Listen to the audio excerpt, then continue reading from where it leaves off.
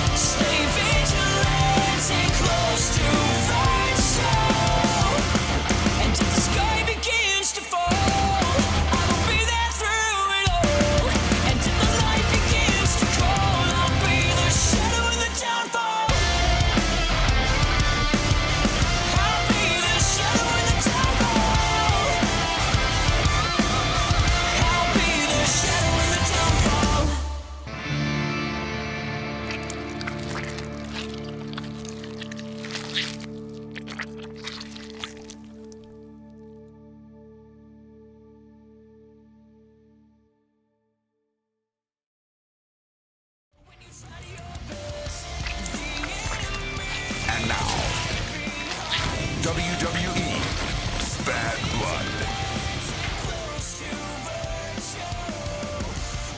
You are looking live at a sold-out TD Garden as we bring to you Bad Blood from Boston, Massachusetts. And there could not be more of a destructive way to kick off tonight's event than with the Bad Blood finally boiling over between two juggernauts of Monday Night Raw. Two men who thrive off chaos. Two men who thrive off destruction. And although those seem similar, on the surface, they may as well be two polar opposites. Bron Breakker and Karrion Kross enter this casket matchup as we look at the keys to victory for these two individuals. Bron Breakker must watch for Karrion Kross's straitjacket submission hold. If Kross passes out Bron Breakker, he is easily going to have a chance to put Bron in the casket and close the lid shut. Both men known to be angry and aggressive. They need to control their temper and focus on the task at hand. Karrion Kross as well. Cannot underestimate Bron. Bron has had his most successful year without a doubt since joining the WWE. That includes his time in NXT. Bron Breakker has defeated the likes of LA Knight, Edge, even the names that compete in tonight's main event, Cody Rhodes and Randy Orton, and many more all throughout the year of 2024. Bron Breakker certainly an obstacle that Karrion Kross looks to once and for all not only step over, but run through here in Boston, Mass. In a matchup where there's no pinfalls, no countouts, no disqualifications, no submissions needed, Kross and Breakker will fight till a bitter end with nothing holding them back. Somebody's going to be looking up at the lights, and then within an instant, we'll see nothing but dark.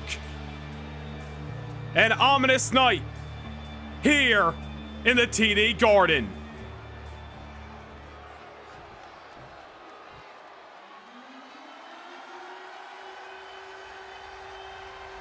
Karrion Kross stands in the squared circle as one certified and unpredictable badass approaches the ring. I believe we got some dogs in Boston, Mass.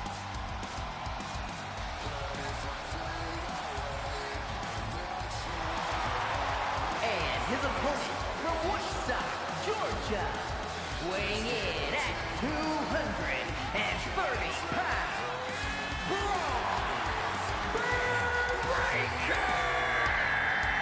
Karrion Kross believes this was all avoidable if Bron Breakker just stood out of his business back in the month of May when Breakker saved Baron Corbin from a beatdown after Corbin was already defeated.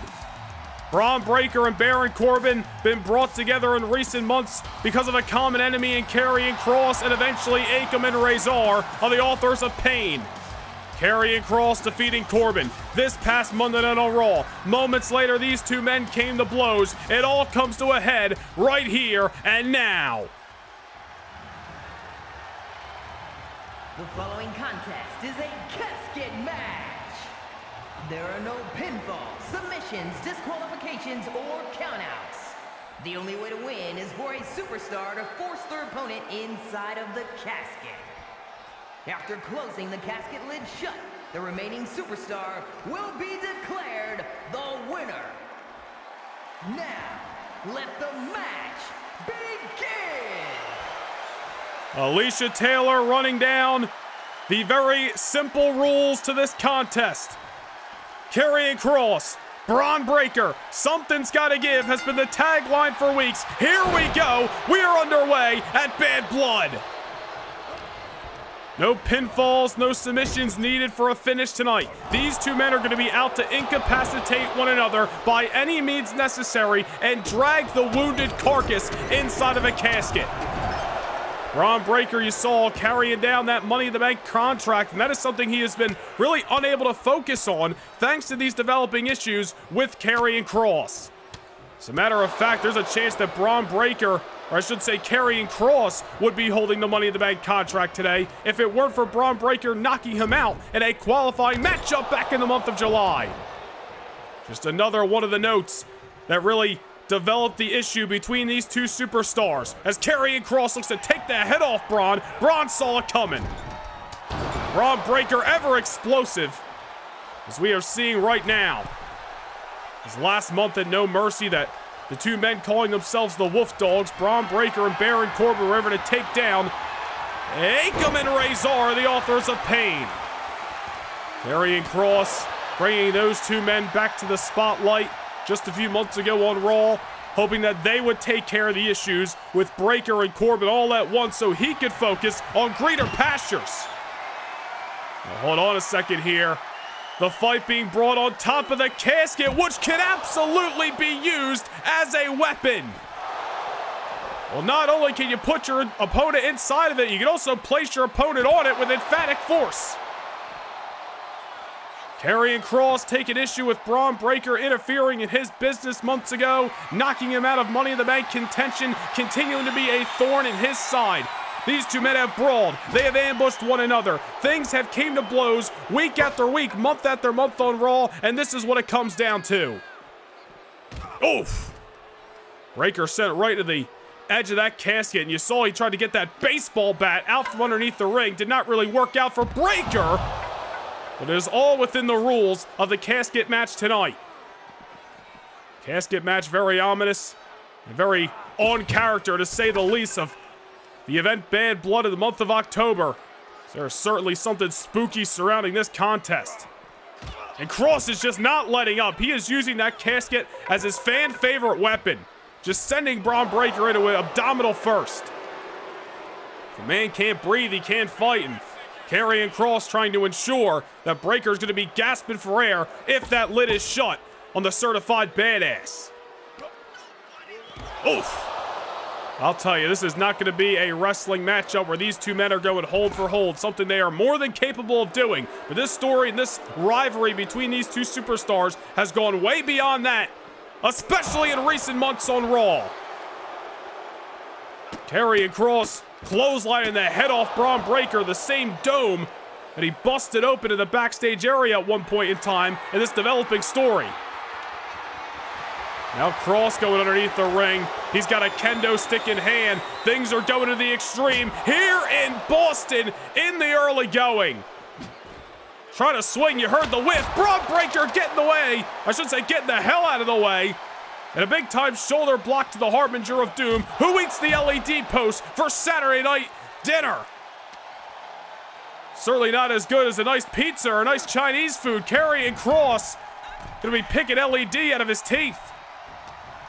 Well, now trying to stop Bron Breakker before he can really rally here in the TD Garden. Both these men so strong inside of that ring. Karrion Kross takes a lot of people by surprise when they enter the squared circle with his size and strength. Both these individuals full of suplex variations, powerful maneuvers, a lot of similarities, if you will. But Bron Breakker, wait a minute, going to the kill early with a spear.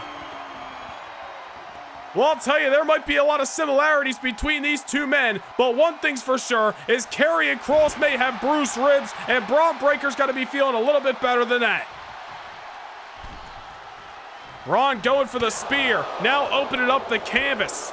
But he gave Karrion Kross just a moment of R&R, and I don't think Mr. Money in the Bank has done enough damage to get Kross inside of that casket just yet. Bron, I think, knew going to the well with that spear, it wasn't going to keep Karrion Kross down, but it was just going to be enough to create a little separation and maybe try to rally. Unfortunately, Karrion Kross is back into this matchup. Breakker avoiding disaster on the top rope, goes for another shoulder block, but can't go to the well too many times with the same maneuvers. Kross is looking to bring doomsday by any means necessary. Only one of these men is going to be left standing tonight, is going to walk out of TD Garden under their own power. And if things keep up, Bron Breakker may be taking a ride in that casket. Wait a minute, reversal, wait a minute, Karrion Kross in the bed of the casket for the first time. Breakker gonna close the lid, he's gonna close it here. Kross trying to avoid with all of his might. Oof, I think that lid might have caught Bron Breakker. Damn near within an instant, Karrion Kross saw this matchup flash before his eyes. Karrion Kross has beat down Bron Breakker time and time again, has put him through the announce table, threw him to the wolves at Akam and Razor. Breakker is out to get all that revenge here tonight and finally put these issues behind him. Karrion Kross, however, has a chance to show. Wait a minute, hold that thought. Bron Breakker, you saw it coming. All the while, Karrion Kross had no idea. The badass going skyward in Boston. Just when Karrion Kross thought he had this matchup in the bag.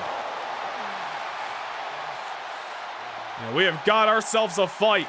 And we should have expected nothing less, as now Bron Breakker just looking to keep his foot on the gas pedal. Exactly what he needs to do to try to ensure victory.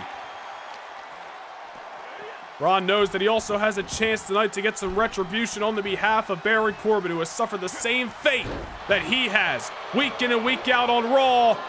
Doomsday Saito by Kross. Bron Breakker in a very similar position that we have seen him in on Raw, and that is looking up at the lights by hands of that sinister destroyer in Karrion Kross. Breakker off the reversal. And Karrion Kross with the sidestep. Oh no, Breakker, kick right to the gut, on the shoulders. This is what put out Corbin on Monday Night Raw. Oh, look at this. Karrion Kross better not gloat. Bron Breakker fighting through the pain. Let an adrenaline fuel him. Belly-to-belly suplex by Mr. Money in the Bank. Bron Breakker, just a different animal inside of that ring, trying to fight through the abuse. And Karrion Kross once again creating some distance in the harbinger of doom. Go for a belly-to-belly of his own. Counter by the certified badass. Breakker trying to do anything he can to get back into this matchup. And Karrion Kross will not allow it. And Kross once again with his eyes locked on the man in the red singlet. And Bron may be going for another ride on the shoulders of the harbinger of doom. Back-to-back maneuvers by Kross. And Kross may be on the verge of reading the final testament as Bron Breakker is wheeled away in that casket. Bron center of the top, trying to hold on with anything he's got, but now he's sent into the bed. Within seconds, this could be over. Bron realizing disaster awaited and trying to avoid that casket being closed. Karrion Kross better put two hands on that thing before it's too late. Bron Breakker somehow finding a way to survive. Just goes to show you the intestinal fortitude of the man who holds the Money in the Bank contract. What the hell? Bron Breakker's got a damn shovel. Karrion Kross with the counter. My goodness, we knew this thing was going to get maybe a little bit out of hand, but Breakker grabbing a damn shovel from underneath the ring. Is this a casket match or a buried alive? Nonetheless, the fight getting taken to ringside here in the TD Garden. Karrion Kross once again bouncing off the hardest part of the ring. Man, you got to give big ups to Bron Breakker. Kross has dished a lot of damage in this matchup. Not as much as he has taken in return, but Bron Breakker continues to fight. Another shoulder block that time. Simple, effective, and it certainly took down Kross momentarily. Kross on the shoulders. Going for the military press into the slam. Kross knocked down to size as now Bron Breakker's feeling confident. Throwing Karrion Kross' lifeless body over the top rope. We could be nearing a finish line. And once again, Karrion Kross waking up at the last second. I'm begging one of these two superstars to put both hands on that casket. Trying to keep their balance. Holding on to the rope and closing the casket at the same time. And it may come back to haunt both of these superstars. Nonetheless, the matchup progresses. Karrion Kross out of the casket. High knee to Bron Breakker and sends the man back inside the ring. I gotta say, this is the kind of fight we expected between these two men who came to blows in the aisleway this past Monday night on Raw. Bron Breakker hoisted up top. This did not work out for Karrion Kross earlier. It may this time. Back body drop from the top rope.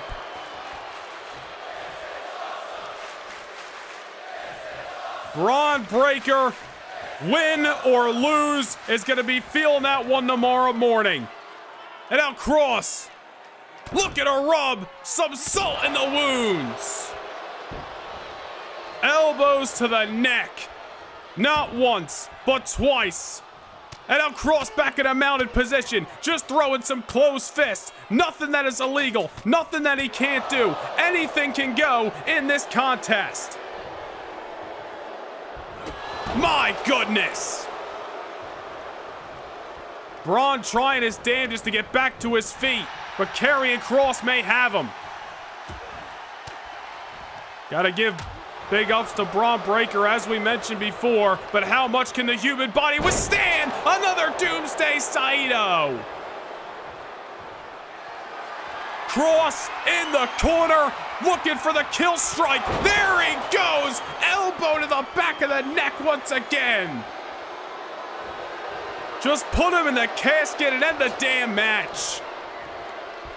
Kross savoring in this beatdown as he now sends Bron Breakker out of the ropes, into the bed, and I think we are about to see a conclusion. Oh, maybe not. Bron Breakker still with something left in his body, something left in his soul. Not allowing Karrion Kross to close the casket on this rivalry just yet. Breakker's alive. If there's a will, there's a way. And the unpredictable badass somehow is still on his feet. Well, Kross is just getting pissed, going back to the well with some strikes. Bron's got to start fighting back now or never. He's got to wake up. He's surviving, but he's not thriving, at least at the moment. Down goes Kross. Bron back in the corner. Kross, you're not going to like the view. Spear! Caught in the harbinger of doom in half.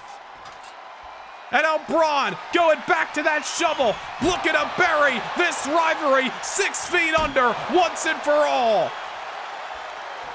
The steel, the wood off the flesh of Karrion Kross. Breakker holding no punches, reminding himself of everything that Kross has put him through over the last few months on Raw. Kross sent into the casket after being cut in half with a spear and several shots with the shovel. Bron Breakker, the aggressor, double hands, it is! And Bron Breakker puts this thing to rest. The casket has been closed on the harbinger of Doom's plan to bring doomsday upon Monday Night Raw, and most importantly, Bron Breakker. What a successful outing for the badass.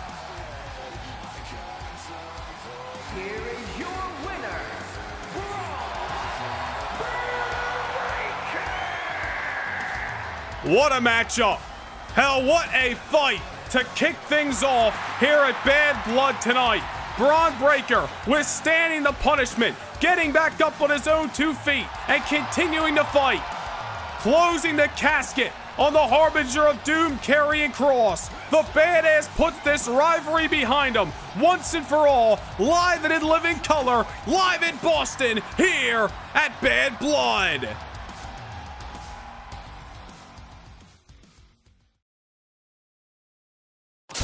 Prepare for the most exciting 10 minutes, a fast-paced 600 seconds, and all the action you can handle. Coming your way exclusively each and every Wednesday, only on the Noah Nation Gaming TikTok. The superstars of Raw and SmackDown race to the finish line on Velocity. Competition at an all-time high that you won't see anywhere else. Scan the QR code, follow on TikTok, and don't miss a second of Velocity.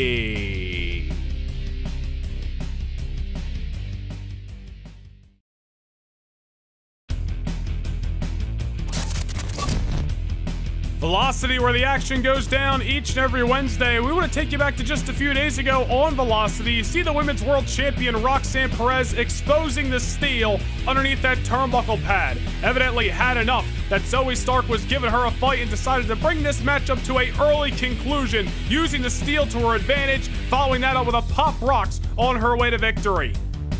Well, just 48 hours ago on SmackDown, we saw the conclusion to the Eliminator Series. Kairi Sane, who returned in recent weeks, one-on-one with Raquel Rodriguez. Raquel punching her ticket to tonight's festivities, where she reignites her rivalry with Roxanne Perez for the gold. Unfortunately, 48 hours ago was not a celebration for the last woman standing in the Eliminator. As you can see, Kairi Sane, bit of a sore loser. We saw her use a similar underhanded tactic a few weeks ago to defeat Zelina Vega. Did not work out in her favor this time around against Raquel Rodriguez.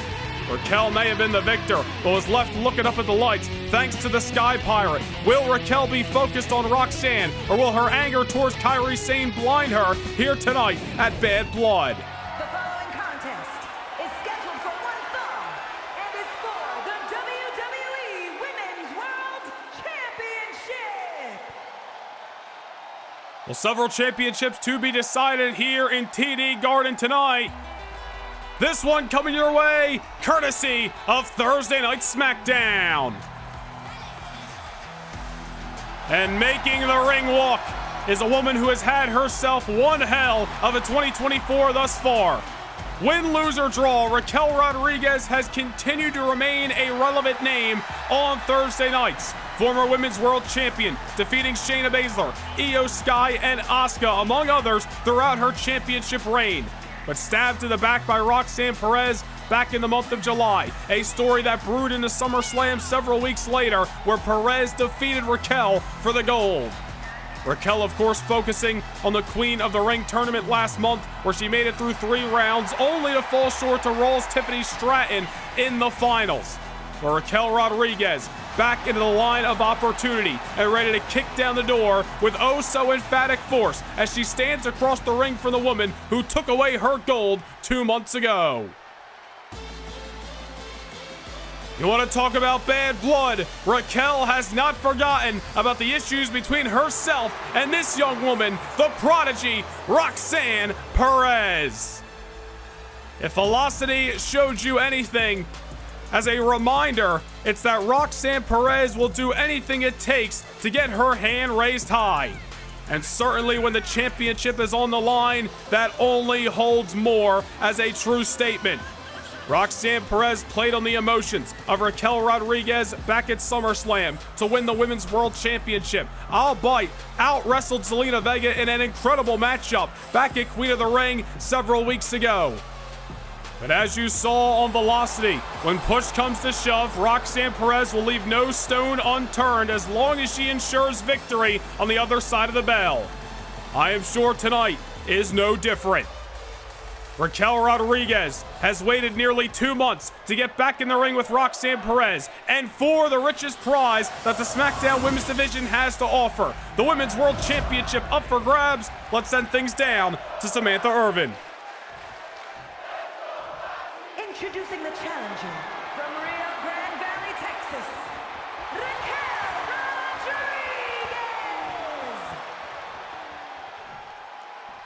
And her opponent from Laredo, Texas, the WWE Women's World Champion, Roxanne Perez.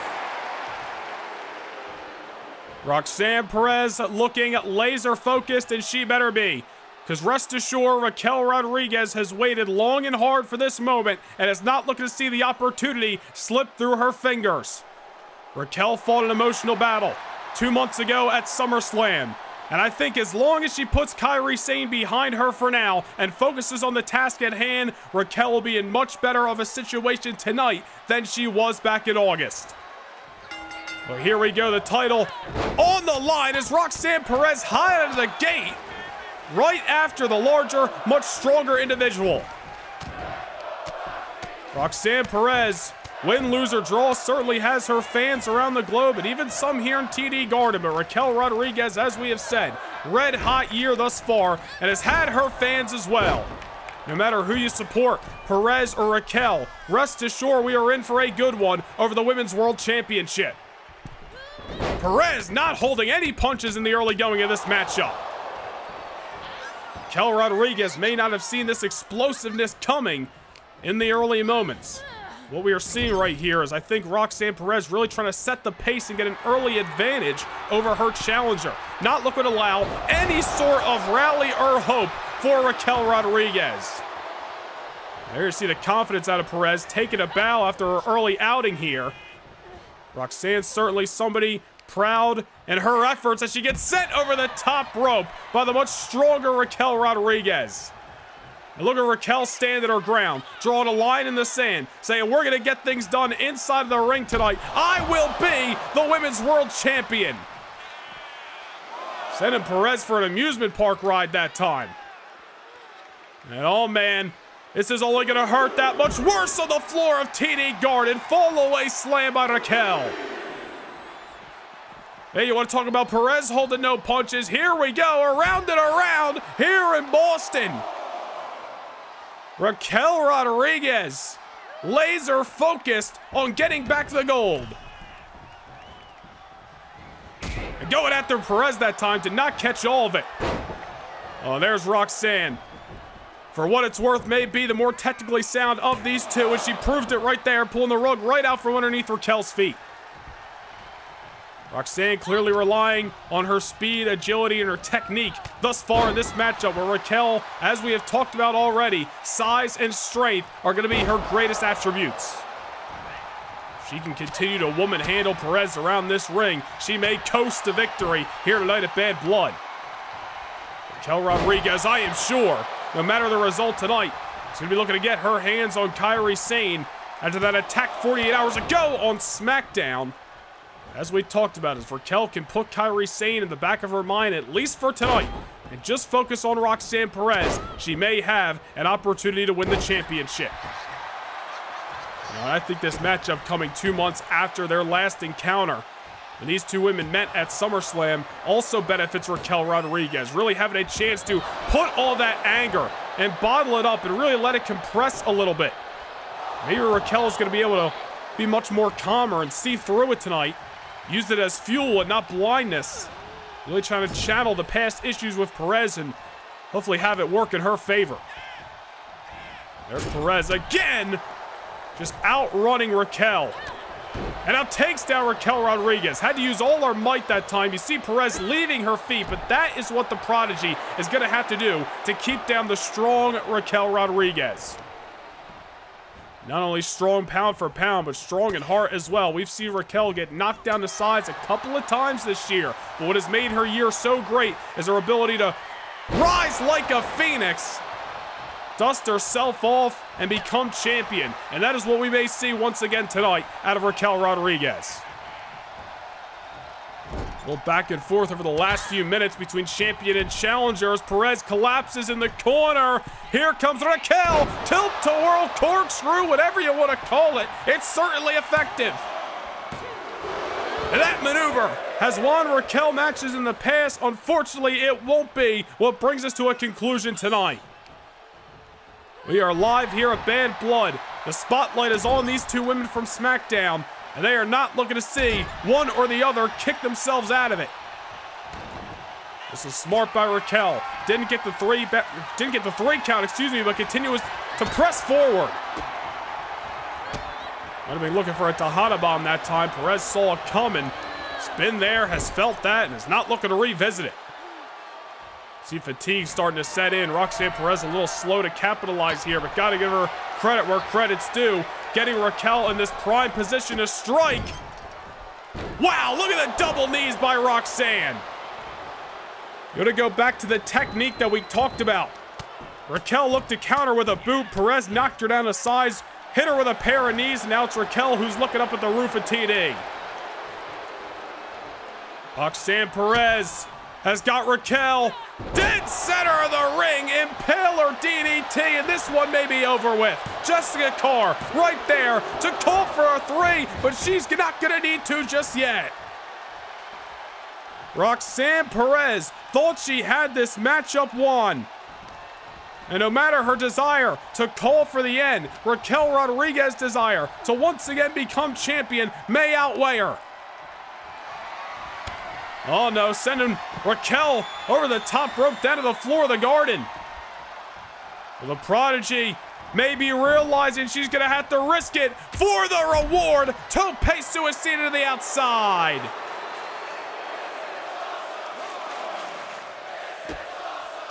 With every fiber of her being, Raquel has got to find a window because Perez is really starting to heat things up. There's a reversal by Raquel. Slow to capitalize, however, realizing she may need a moment of R&R. Perez not going to allow it. Back inside the ring and just drops Raquel right on her crown. This one's going to be over with. Or not just yet. Only a 1 count. Perez thought she had this match won. Raquel is still moving. Just goes to show you the heart and the desire to be champion that we talked about, that Raquel Rodriguez has brung to the squared circle all year long. Scoop and a slam is Raquel, seeing some daylight here in Boston. Wow, what a backbreaker. Cutting Perez in half. Raquel may have an opportunity as she's got Perez on her shoulders, in her grasp, swinging her inside and out. Will that be all she wrote? Not just yet. Perez kicks out. Raquel Rodriguez nearly putting this matchup away. Could be looking for a Tejada bomb, but again, Perez sidesteps it. You just know that look in the eyes of Raquel and the body language when she's signaling for the end. Unfortunately for her, Roxanne Perez has been there before. She has read the playbook, and she's not looking to be on the receiving end of Raquel's most dangerous maneuver. Back to the top goes the Prodigy. Moonsault! Right to the challenger, who rolls out of the ring in hopes to get some R&R. Roxanne Perez not going to hustle up, is going to allow herself a moment to catch a breather as well. Realizing that she's risking Raquel getting that same energy restored, but Perez clearly showing signs of fatigue and trying to find a way to tap into those reserves. This is what championship fights are all about. You enter deep waters. Will you sink or swim? Perez has already retained her championship once against Zelina Vega last month in Madison Square Garden at Queen of the Ring. Can she keep down Raquel for a second time, or is tonight where Raquel once again rises like that phoenix? My goodness, sending Perez over the top rope with a boot. Off the top and dropping an oh so heavy axe hammer. Raquel Rodriguez thinking outside the box, going uncharacteristic here. She's got to hustle up again. I understand the fatigue, but you got to push forward. Oh, hold on. Perez might have caught her. Pop rocks. The maneuver that pinned Raquel 2 months ago at SummerSlam. Does not get the job done here tonight. Raquel Rodriguez kick it out. The Prodigy thought she had it. Raquel sent her back in the ring. Just gave her one too many seconds to breathe. Roxanne caught her with the pop rocks. Raquel might have kicked out, and she may not look like it, but she is a surviving superstar at the moment. Perez going back to the top rope. The champion may be getting desperate. They don't call it. High risk, high reward for nothing. Luckily, she went all in, and she cashed in big. Meteora from the top.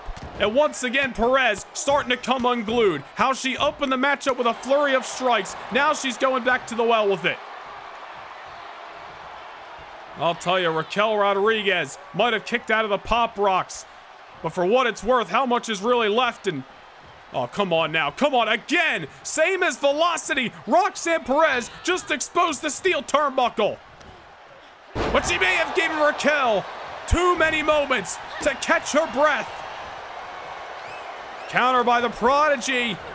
And once again, Raquel Rodriguez set to the steel. I understand it's part of the ring. Is it technically a disqualification? Maybe not.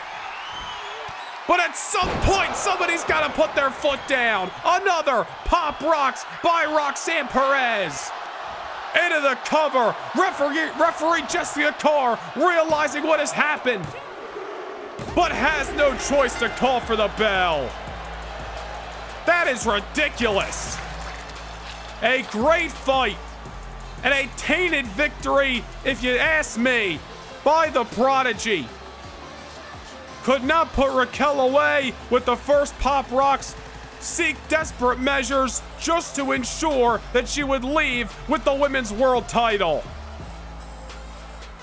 Here is your winner, and still the WWE Women's World Champion, Roxanne Perez. Well, whether we like it or not, the Prodigy continues to show that she will do anything it takes to retain her Women's World Championship.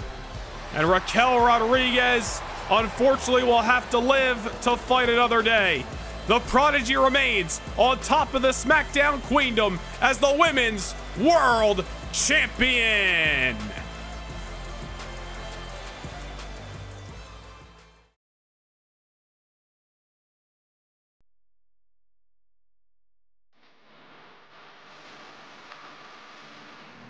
When the tension rises and the war on the battlefield begins, there is only one thing for these superstars to do: survive. coming your way on Saturday night, November 16th, from the Kia Center in Orlando, Florida. Witness the 2024 edition of the Fall Classic as the superstars of Raw and SmackDown, along with Noah Nation Gaming channel memberships, proudly present Survivor Series.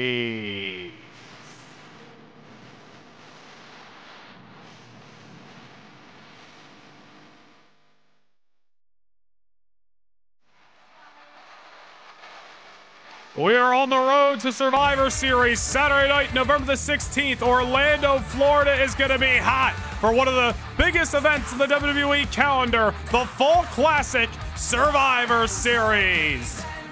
That is coming up next month, but there is still plenty of more action here tonight in Boston as we approach our World Tag Team Championship contest as the three-time champions, Damian Priest and Finn Balor of the Judgment Day, defend the gold against the tandem of Kevin Owens and Sami Zayn. Tensions have boiled over between these two duos for months on Monday Night Raw, but before the bell sounds, let us take a look at the taglines for this upcoming championship affair. The Judgment Day, of course, 3 reigns with the gold, winning this championship, starting off that 3rd reign back in the month of May in a tornado tag team match at Vengeance. Of course, Sami Zayn, not 1 but 2 victories over Finn Balor in singles competition as of late on Monday Night Raw. Is Zayn in Balor's head? Will that play a factor in the Judgment Day's confidence here tonight? Of course, Balor and Priest, 3-time tag team champions, much more recent tag team experience opposed to Kevin Owens and Sami Zayn, who are lifelong friends but have not teamed up 2v2 in quite some time. All remains to be seen if these taglines will truly play a factor. Will the decision be new champions or and still champions? A question we remain an answer to. Only one way to find out. Ring the bell, lace up the boots, tape up the fist, and start fighting until you hear the opposing bell. One half of the challengers, a former Intercontinental Champion in Sami Zayn, who very well could still be holding the Intercontinental Championship if it weren't for the Judgment Day and their actions back in the month of July. Damian Priest and Finn Balor certainly pivotal in helping Dirty Dominic Mysterio defeat Sami Zayn back in the month of July, as we mentioned on Monday Night Raw. Stealing away the Intercontinental Championship on that night, and really ever since then, problems have continued to develop between Sami Zayn and the Judgment Day. Zayn constantly been that buzzing in the ear, that thorn in the side for the black and purple unit. But now that he's got his best friend on his side, the odds are even. Maybe tonight is where Sami Zayn gets his comeuppance.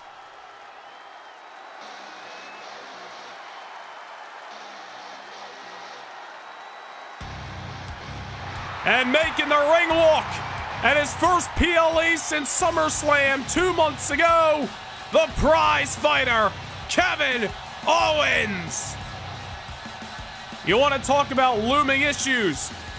Going all the way back to spring. Balor laying out Kevin Owens on multiple occasions, targeting Kevin Owens during his WWE Championship reign. Owens and Priest brawling all around the arena several weeks ago on Monday Night Raw. Owens been known as a bit of a hothead and certainly has held no punches opposing the Judgment Day. Whether it's weeks ago, months ago, any day of the week, Owens is ready for that fight. The World Tag Team Championship, the objective at hand tonight for the best friends in Kevin Owens and Sami Zayn.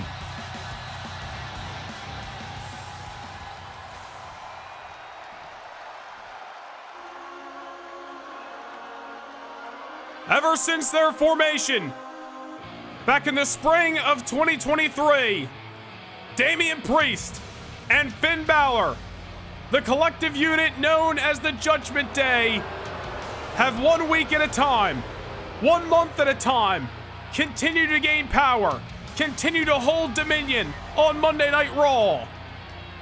Through victory and defeat, through championship gold, Balor and Priest have staked their claim on Monday nights, Kevin Owens and Sami Zayn may just be their latest victims. You are looking at the two men who denied Jay and Jimmy Uso entry to Monday Night Raw ever again when they defeated them in the tables, ladders, and chairs match at No Mercy just 5 weeks ago. That rivalry between the Judgment Day and the Bloodline really defining much of their 2024. But now, once again, these looming issues with Sami Zayn and Kevin Owens come to a head tonight. And they clash with a common goal on the other side of the tracks. And that's the goal that is around the waist of the Archer of Infamy and the priest that stands to his right. 3 times, these men have called themselves World Tag Team Champions, and they are not looking to see this reign come to an end here tonight in Boston. The World Tag Team titles of Monday Night Raw, your second of 2 Tag Team Championships being decided here in Boston. Let us send things down to the ring to Alicia Taylor. The following contest is a tag team match scheduled for 1 fall and is for the World Tag Team Championship. Introducing the challengers at a combined weight of 478 pounds. The team of Sami Zayn and Kevin Owens. And their opponents at a combined weight of 439 pounds. The World Tag Team Champions, Finn Balor and Damian Priest, the Judgment Day. As we mentioned, your second of 2 tag team titles being decided here tonight in TD Garden. It was earlier tonight on the Bad Blood kickoff show for No Nation Gaming channel members that SmackDown's Latino World Order, Dragon Lee and Rey Mysterio retained their WWE Tag Team titles against Los Garza, Angel, and Berto in a Tornado Tag Team matchup. That style of matchup benefited Balor and Priest not once but twice. It is a matchup they won 2 of those 3 tag team title reigns in. But tonight, normal style wrestling tag team affairs. Finn Balor kicks things off with Sami Zayn for the World Tag Team titles. Sami Zayn coming hot out of the gate, right out of the collar and elbow, swinging for the fences, looking to hit a home run. Not too far from the home of the Red Sox. Finn Balor, as we mentioned, turned away by Sami Zayn in singles competition not once but twice in recent months on Monday Night Raw. Will that play into the psyche of the Prince here tonight? All the while, Kevin Owens back in action just the last few weeks on Raw. After keeping up a very busy schedule as the WWE Champion of the first half of this year, Owens giving himself some time away to rest to recuperate some nagging injuries, but is coming back right into the line of fire, aiding Sami Zayn in his battle against the Judgment Day and hoping to leave one half of the World Tag Team Champions. Of course, talking about victories for Sami Zayn, and you also look at Kevin Owens as well. It was just 2 weeks ago on Monday Night Raw. Those two men alongside the #1 contender to the WWE Championship, CM Punk, picked up a huge win against the Judgment Day in 6-man tag team action. We'd be remiss to talk about what also happened on the Bad Blood kickoff show. We'll take a look at this later tonight. Of course, the Intercontinental Champion, Dirty Dominic Mysterio, who was defeated by Punk in one-on-one action this past Monday Night on Raw, ambushing CM Punk back into the locker room area. Have yet to get an update on the #1 contender, but rest assured CM Punk will be out here, contesting AJ Styles for the WWE Championship later tonight. Judgment Day will continue to push their weight around until somebody finally steps up. Owens and Zayn may be that pair that turns away these men for good. Damian Priest, oh man, as he gets knocked down by Kevin Owens that time. Damian Priest, of course, still riding a high off that massive singles win over the Tribal Chief Roman Reigns last month of the season premiere of Raw in Chicago. Of course, Finn Balor, plenty to do with that, but Priest the victor nonetheless. Certainly a feather in the cap of the black and purple unit. We've really washed the bloodline away from Monday nights. They're hoping to do the same to the pairing of Kevin Owens and Sami Zayn here tonight at Bad Blood. Owens up in the middle buckle, maybe taking too long that time. No water in the pool. Kevin Owens coming crashing down by hands of the Archer of Infamy. Damian Priest now not getting the victory that he so hoped for that time, but at least got momentum back on his side and has got Kevin Owens down and out. Judgment Day have proven to be nothing short of destructive.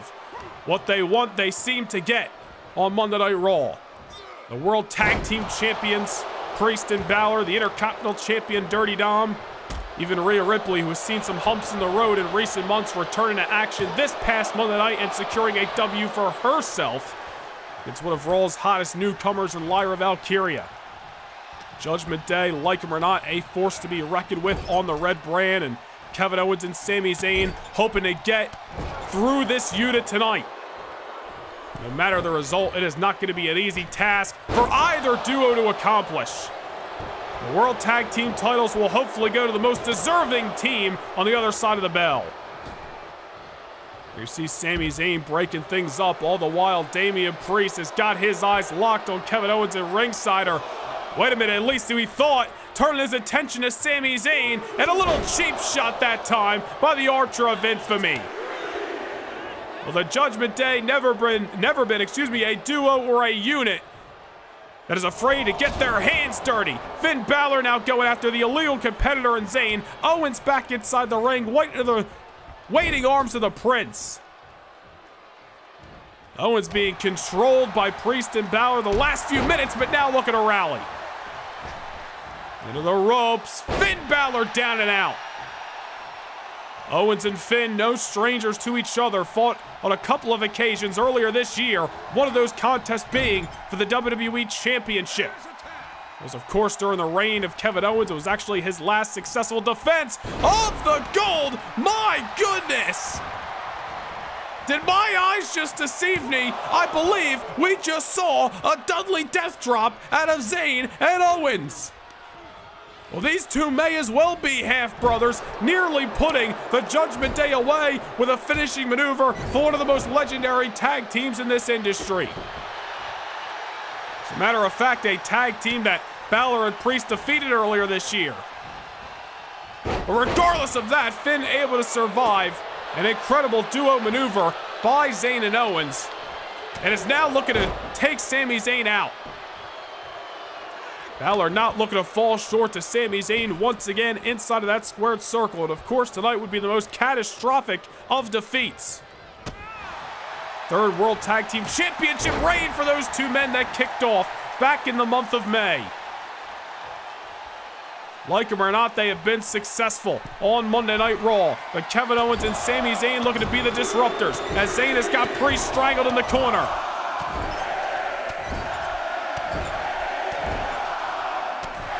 Boston coming unglued for the efforts of one half of the #1 contenders. Damian Priest, however, buzzkill is all hell. Well, Damian Priest soaking in the pageantry, or shall we say the disdain, from this Boston audience. I don't think he gives a damn what they think. I'll try to go for a cheap shot on Kevin Owens. Might have thought twice. Sami Zayn now from behind, stacking up.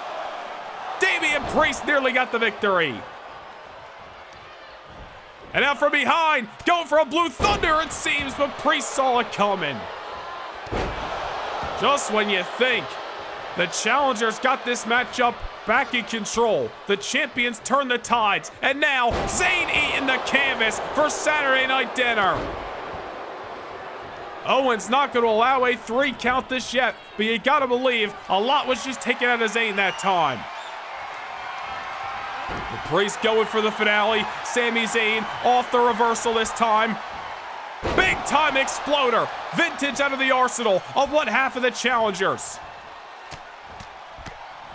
And now once again, Sami Zayn trying to find that window that he can climb through and get the challengers back on the right track in this contest. Priest on spaghetti legs. Sami Zayn scaling the rope. Tornado DDT plants the Archer right on his dome. Sami Zayn toppling the punishment of the Judgment Day. But will it be enough to get Zayn and Owens past the finish line? Another tag made to Kevin Owens. Full head of steam. Owens with a destructive boot right to the jawline. Didn't get all that senton that followed, but he makes up for it. Owens, the 2024 Royal Rumble match winner, went on to win the WWE Championship in the main event of WrestleMania. Defended it successfully week in and week out all the way to the month of July. And now Owens, back in the back half of 2024, hoping that him and Zayn can find the same luck. Saw him turn his attention to Finn Balor momentarily, trying to get a measure of revenge. Did not work out for him. Priest now with a shot on Sami Zayn. Kevin Owens better keep his eye on the legal competitor. Things starting to break down as Owens chucks Finn Balor right to the announce table. Eye for an eye, blood for blood. Here in Boston, Owens takes down Priest. Damian Priest once again wobbly inside of that ring and just collapses off the collision with the corner. Owens has found himself a groove, has found himself a wave. He is riding it here. Priest, never mind, kicking Kevin Owens off the surfboard. Tag made to Balor, who looks to rub some salt in the wounds, sending a lifeless challenger to the outside. World Tag Team titles on the line here at Bad Blood. And now in enemy territory, Owens is taken down at ringside. Only gonna hurt that much more on the floor of the TD Garden. And Balor's not letting up. Allow this to be a beatdown. Allow this to be a message on behalf of the Prince. Kevin Owens looking worse for wear. All Balor's got to do is roll him back inside the ring, and this thing may be over with. Balor heading back in. Owens in hot pursuit. Balor not taking the most advantage of his efforts. Gave Kevin Owens a window. Owens trying to climb through, but Balor once again not allowing a rally. Owens and Zayn struggling to find sustained momentum as Balor takes him down to the boot. Back into the cover here, right into the face of Sami Zayn. Not going to see a conclusion that lackadaisical. Talked about the confidence of Finn. Confidence of Finn Balor may be overdoing it tonight. Might have had this match won if you put a little bit more effort on that pinfall. Nonetheless, Owens on the outside. Damian Priest better stop rallying, or whatever you want to call it, because Kevin Owens coming alive. Damian Priest on top. Slight hesitation. May be a drastic mistake. Kevin Owens in a very comfortable position. Off the ropes. Damian Priest crushed on the canvas. If Owens has to put his own body into harm's way, best believe he will. Priest, sense of urgency, tags in Balor, hoping to get the Judgment Day back on the right track. Balor goes to the outside, shot out like a cannon on Kevin Owens. Owens taken down one after another by the Judgment Day as Balor once again with a couple of cheat shots on Sami. How many times have we seen that? Owens dishes some shots of his own. Forearms, elbows, closed fists, whatever it was. Now Owens, pop-up powerbomb to win the titles. Not just yet. We have got a barn burner on our hands here at Bad Blood. Owens now, middle rope to the top, moonsault, vintage KO. Kevin is feeling confident. There is a reason he was such a successful WWE champion. Now looking to find that same success with his best friend by his side. Balor in enemy territory. Tag made to Sami Zayn. Oh no. Combination pile driver. That That's got to do it. Owens tags in Zayn. Zayn going for the cover, but this thing's not over yet. Man, oh man, you almost got to give the devil his due. Finn Balor getting his shoulder up after a flurry of high offense by the challengers. Zayn, Blue Thunder Bomb. No! The hell is it gonna take? The super kick pile driver combination. If you didn't think that was it, you had to believe the Blue Thunder was gonna be what put this matchup over the edge. Unfortunately for Sami Zayn, Finn Balor has seen worse and is now looking to fight back. Brain Buster! I can't believe Balor's not going for a tag after the offense he just withstand. Balor is looking to embarrass Sami Zayn tonight. And there it is. There's the tag to the Archer of Infamy, Damian Priest. The Punishment himself of the Judgment Day. Gets sent into the corner. Hollow kick! Out of nowhere! Finn Balor still on the soles of his boots. Man, Sami Zayn saw a window and he struck. Now into the bridge. Gotta commend the effort of Zayn to go right back to a pinfall scenario. And Zayn and Owens finding out what many teams in the Raw Tag Team division have felt month after month, and that's that Priest and Balor, like him or not, are just on another level. Zayn in the air. Disaster is afoot. Razor's edge. Kevin Owens breaking things up. Live rounds are being thrown. The best way to describe what the action has been over the last couple of minutes. Damian Priest now, who's been on the receiving end of some great offense by Sami Zayn and Kevin Owens, trying to keep the Judgment Day and their strangled hold on Monday Night Raw in firm grasp. Tag made to Balor. Tag made to Owens. Desperation at that. Both these men charging at each other. It's Finn who gets the last laugh. Owens down. Owens out. Will it be KO for Kevin Owens? He's still awake, and this matchup progresses.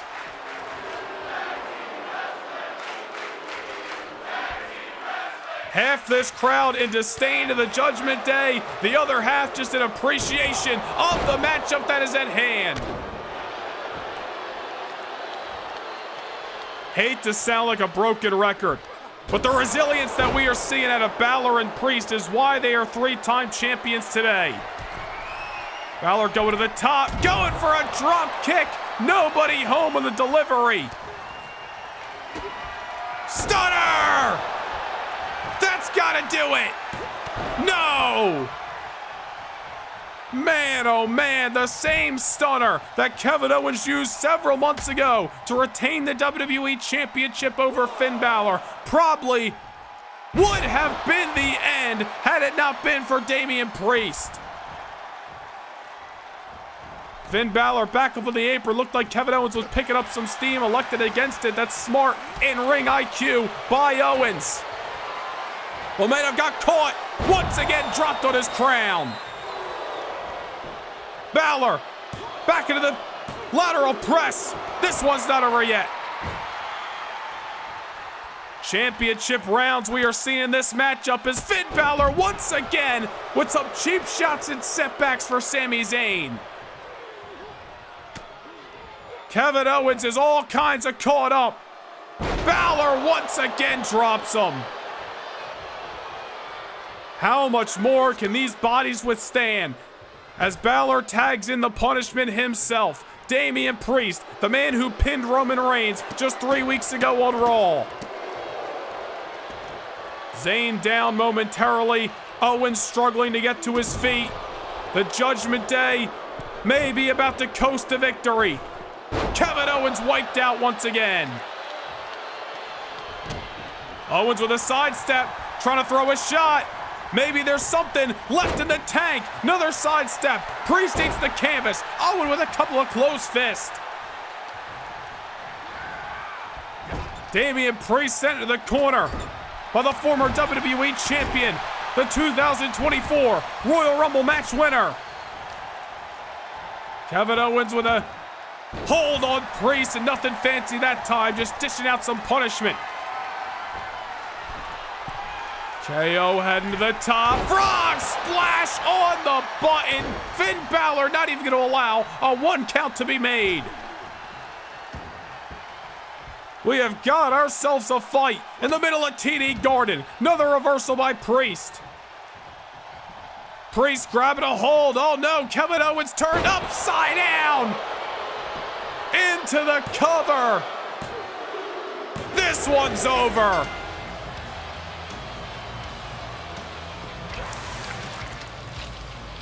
Here are your winners, and still the World Tag Team Champions, Damian Priest and Finn Balor, the Judgment Day. You hate to give the devil their due, but Damian Priest and Finn Balor continue to prove why the Judgment Day holds such dominion on Monday Night Raw. Owens and Zayn threw every last shot, emptied the tank, but on the other side of the bell, only 2 men are left standing. The Judgment Day are still on top.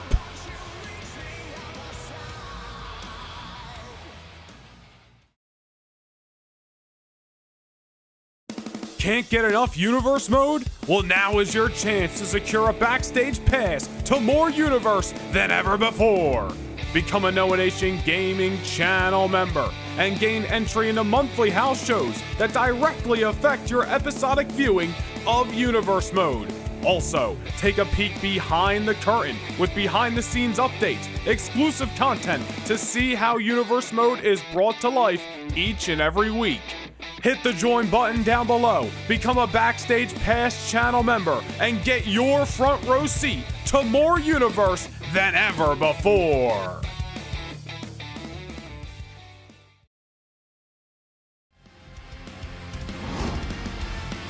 Well, if you haven't been tuning into the Cruiserweight Classic each and every Sunday, you are missing out on high energy, high octane, high risk, and high reward action for the Cruiserweight division across SmackDown, and of course participants from TNA and NXT as well. This tournament has been off the charts. So much great action going down in Hammerstein Ballroom each and every Sunday.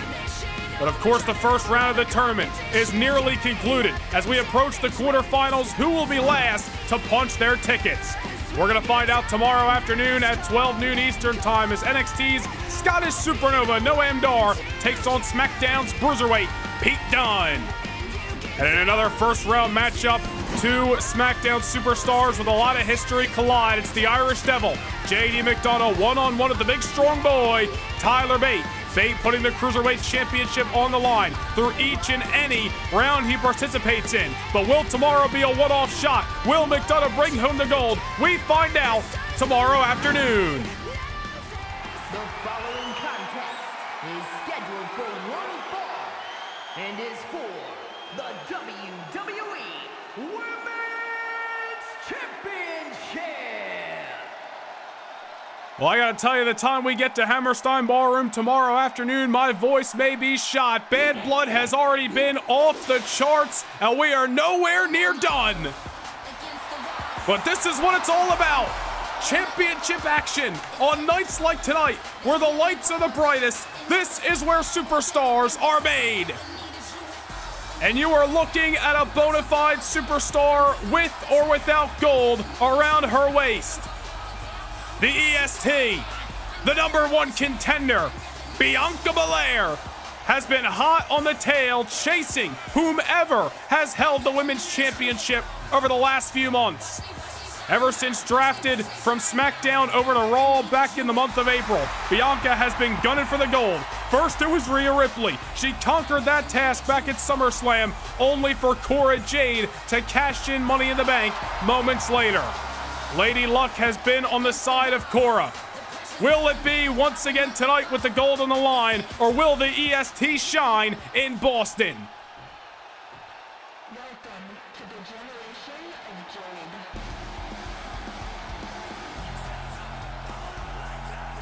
Well, let's hope for no... Well, wait a minute.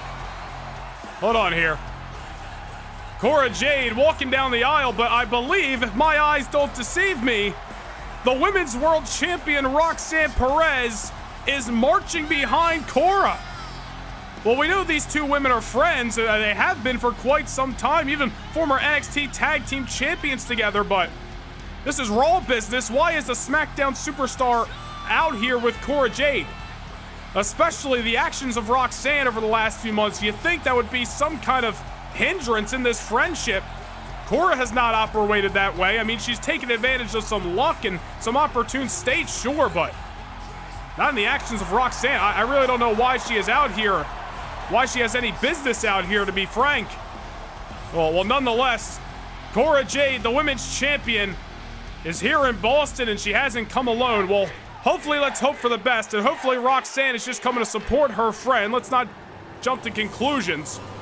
Women's Championship is on the line. Let's send things down to Alicia Taylor. Introducing the challenger from Knoxville, Tennessee, Bianca Belair. And her opponent from Chicago, Illinois, the WWE Women's Champion, Cora Jade.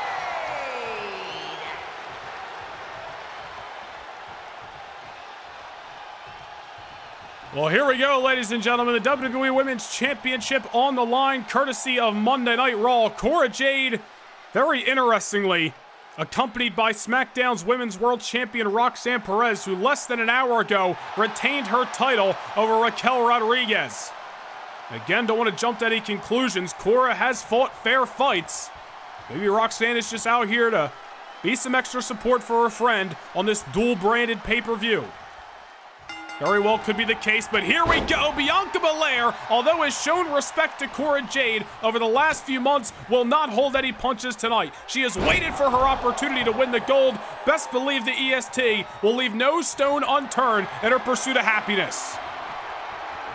Bianca coming out swinging, and where the EST shines is her ability, her size and strength. Bianca Belair, a multiple tool player inside of that ring.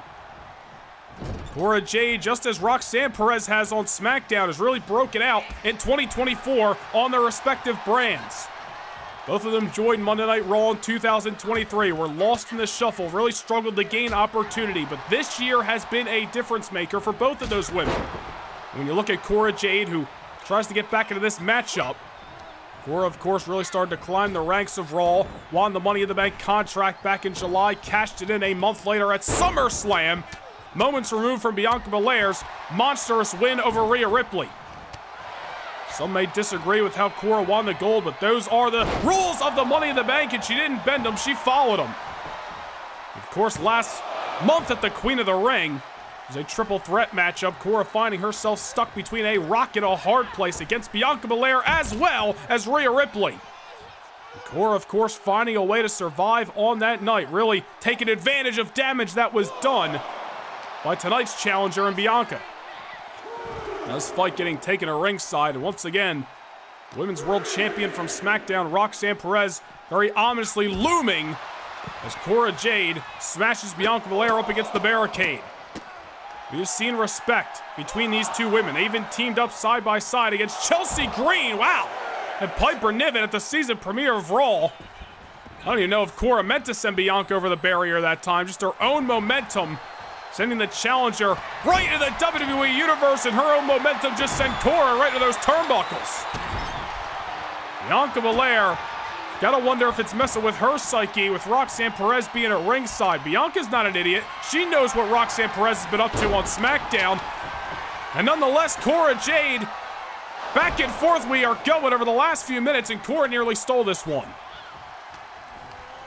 Bianca and Cora, as we mentioned, tag team victory a few weeks ago on Raw. Bianca, just after that bell, made it very clear that she was coming for Cora Jade's Women's Championship.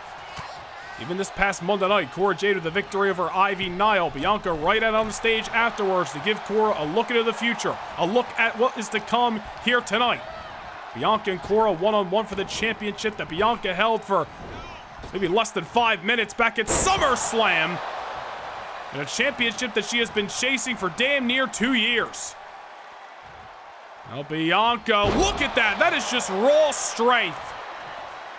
Multiple tool player worthy of holding championship gold. Bianca was able to turn away Rhea Ripley. I don't see a world where she is unable to keep down Cora Jade, and that is not a discount to Cora's effort, but Bianca is just built different. Cora Jade, as we mentioned, however, has been on the side of luck. First at SummerSlam, then at Queen of the Ring. Will luck once again be on her side tonight? Bianca Belair came out hot. Cora tried to match her energy, but here you see Bianca starting to really take control of this matchup at Bad Blood. Bianca wearing red tonight for the blood that runs through her veins, that runs into the heart, that pumps for the desire to win the championship. Off the backbreaker here, but Cora Jade's still alive. We'd be remiss if we didn't talk about what happened 5 weeks ago on Monday Night Raw, the final Raw before Queen of the Ring. Bianca Belair went one-on-one with Cora Jade in non-title action, was able to pin the champion fair and square on that night. Of course, the title was not on the line, hence Bianca would be the champion today. But Bianca Belair has been in the ring with Cora Jade in one-on-one action before, has gotten the victory. Will that affect Cora's confidence here tonight?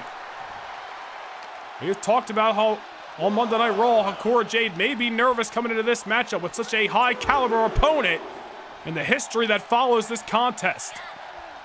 All remains to be seen if Cora's going to crack under pressure or if Cora's going to rise to the occasion. Certainly could be a massive feather in her cap tonight if she can keep down the EST.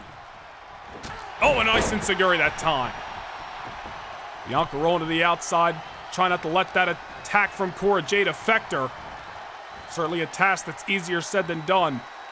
Win, lose, or draw, Cora has continued to improve on Raw throughout 2024, and it's because of maneuvers like that she has been seeing so much victory.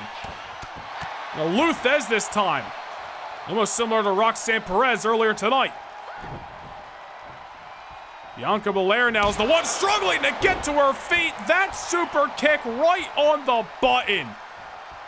You gotta give credit to Cora Jade. Like the way she has won the title, retained the title, the way luck has been on her side, you can't deny the talent. We have seen her turn away several individuals all Monday Night Raw, like Chelsea Green, like Piper Niven, like Ivy Nile, and so on. Fair and square, and she looks to do the same to Bianca tonight. Cora Jade now, reverse set to the corner and a reversal that time. Counter for counter, Cora knocks down Bianca off the DDT, but has sent the EST for a loop internally. Bianca once again brought to the corner. Bianca very aggressive in the early moments of this matchup, and Cora seems to finally have a hold, at least at the pace she wants. Maybe we spoke too soon. There's Bianca Belair able to muscle the leg away from her mouth. Just as Cora was trying to stop a mud hole in her. Well, this is what Cora cannot afford. Bianca to get her wheels underneath of her and start rolling down the street. Cora's now the one, stuck in the corner. And Bianca putting her all behind that toss. Into the pinfall. Wait a minute, you saw Roxanne Perez in the back of your screen. Perez doing exactly what she did earlier tonight, exposing the turnbuckle in the corner. But to be fair, I don't even know if Cora Jade realizes that. Roxanne very well just maybe acting on her own, trying to help out her friend here, but I don't think Cora's interested. Right now, she just needs to focus on Bianca Belair and getting back in control of this contest. There's another counter by Cora. She continues to hang in there against the challenger, who has clearly been rough and tough tonight. Another head scissors takedown. Referee John Cone, we've given him a hard time on Monday Night Raw, but there he is, actually having a pair of eyes for once. Cleaning up that turnbuckle before it can spell disaster for someone in this contest. Cora now, slice bread may be the end of this contest. Not just yet, Bianca. Muscles the shoulder off the canvas. This championship fight gonna continue. Well, there's Bianca using her leg strength to muscle down Cora. Might have stole the win, not just yet. Bianca and Cora jockeying for position in the middle of Boston. And remember what awaits for the winner of tonight's bout. Defending the championship 4 weeks from tonight in Orlando, Florida at Survivor Series against the Queen of the Ring winner, Tiffany Stratton. Remains to be seen who Tiffany will go one-on-one with at Survivor Series. We know Stratton's got her hands full with Charlotte Flair this Monday night on Raw. Certainly so much great action on the horizon from the Raw Women's Division. Cora catching a moment of R&R. And hold on here, wait a minute. Well, again, not a disqualification. Roxanne Perez, somebody who loves to bend the rules, putting her hands on Bianca Belair, sending her back inside the ring. Again, as we talked about earlier tonight when she exposed the buckle in her matchup, technically not a disqualification, but no reason she needs to be putting her hands on Bianca Belair that time. Oh, wait a minute. Within an instance, Bianca gets Cora in the most opportune state. KOD. Bianca to win back the gold. Not just yet. Cora Jade still alive. Man, oh man. Both of these women hanging in there with each other tonight. And again, you saw Roxanne Perez rolling Bianca Belair back into the ring a few moments ago. And I'm not trying to take that out on Cora because, quite frankly, I don't think those are the intentions for Cora Jade having Roxanne Perez out here tonight. Whether we like Perez's actions or not, these two women obviously friends outside of the ring. For all we know, the prodigy out here to show some moral support. Cora sent Bianca to the outside, trying to get some R&R a few minutes ago. And Roxanne Perez just took advantage of it. Now we're back on the outskirts here in TD Garden, and Cora Jade once again sending Bianca Belair right to that barrier. Cora showing some resilience here tonight as Bianca eats the announce table. Referee John Cone at a count of 7. Cora's back inside the ring. Could she be looking for a count out here? Well, once again, the Women's World Champion sending Bianca Belair back inside the ring. I mean, how long is referee John Cone going to allow that? Well, look to me that time like she just sent her right into the waiting arms of Cora, who just dropped Bianca with a double underhook DDT. But the EST's still alive. When the lines start to get blurred and Cora Jade's motive starts to look a little gray, one thing is for sure, and that's Bianca Belair's will to become champion is alive and well here in Boston. Goes for the spear, but Cora had it scouted. All right, I'm starting to question Perez's purpose at ringside. She just sent Bianca Belair right into Cora's waiting arms. But luckily for the challenger, this one's not over yet. We talked about how Cora Jade may have been nervous, may have her confidence rocked coming into this contest tonight after Bianca pinned her last month on Raw.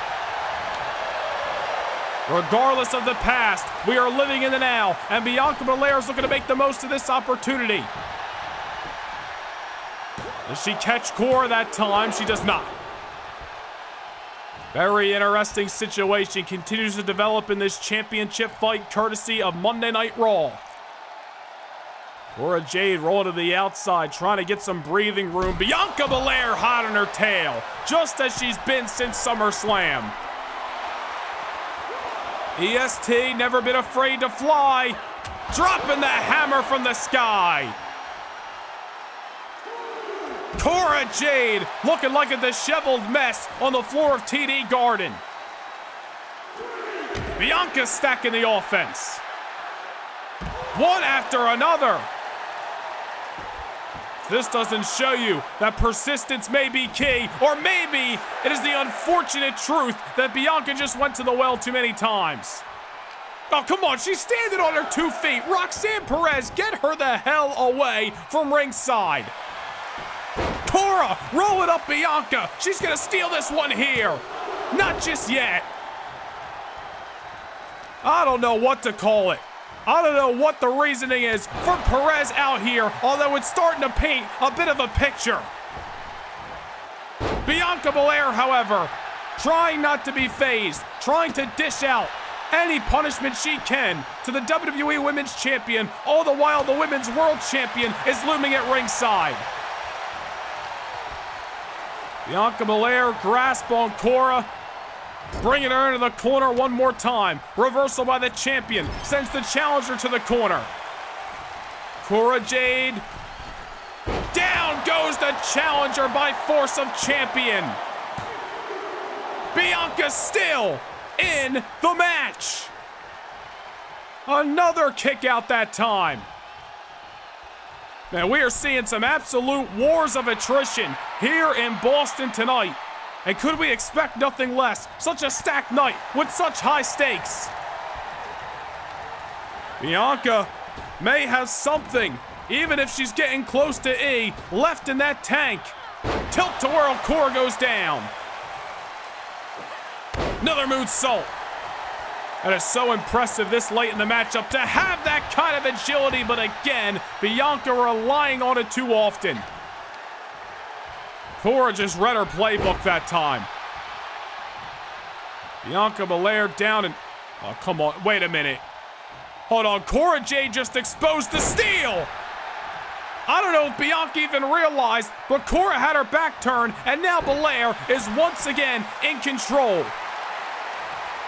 I don't like where this is heading. Bianca Belair better find a way to finish this matchup before Cora Jade and whatever Roxanne Perez has done to poison her mind comes into suit. Bianca sending Cora down once more here in Boston.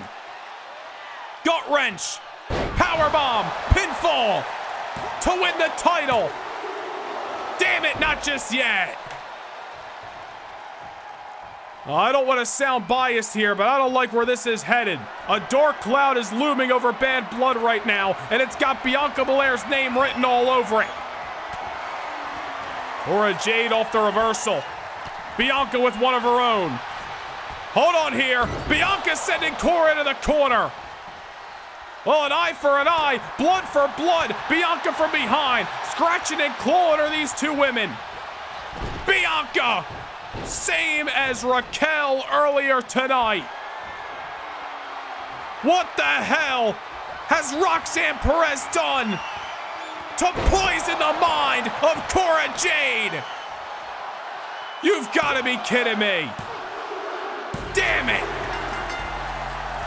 Stolen victory by a woman we once called was victorious in luck, but now tonight is victorious with the blood on her hands. A heinous result to an otherwise incredible matchup. Here is your winner. He's still the WWE Women's Champion, Cora Jade. The attitudes of the impressionable youth. Roxanne Perez still on SmackDown as your Women's World Champion, and clearly saw Cora Jade's confidence rocked in recent weeks and decided to come help, or I should say lend a helping hand. Cora stealing the victory with an underhanded tactic. But rest assured, Bianca Belair's gonna be back, and she's gonna be head hunting for Cora Jade.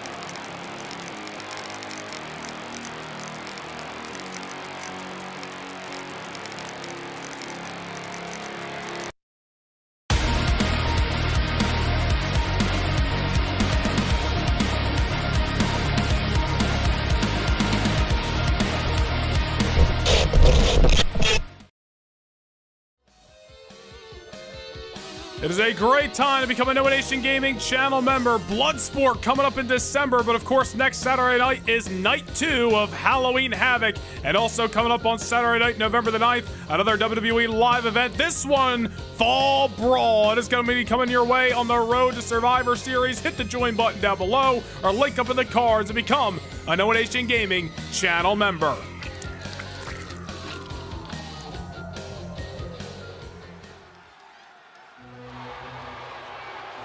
Business is about to pick up here in the TD Garden in Boston. One of the most loaded six-man tag team matches in recent memory. And for the first time since SummerSlam, the ring general, Gunther, makes the ring walk alongside Giovanni, Vinci, and Ludwig Kaiser. The following contest is a six-man tag match. On the way to the ring, at a combined weight of 737 pounds, Ludwig Kaiser, Giovanni, Vinci, and Gunther. From November the 19th of last year at Survivor Series to August 17th of this year at SummerSlam, the ring general, Gunther, reigned on SmackDown as your World Heavyweight Champion. Gunther took some time away after losing the championship 2 months ago, but has recently resurfaced and has targeted the franchise, John Cena. And that very tagline, that nickname, the franchise, the WWE, alongside the title of being called the greatest of all time, has ticked off Gunther, as he believes that status belongs to him. Believes what John Cena has is what rightfully belongs to the ring general Gunther. Simple. In this industry, you believe you're the best. You believe you're the GOAT. You believe you're the franchise player. Prove it inside of the squared circle, and that's what Gunther along with Imperium look to do tonight.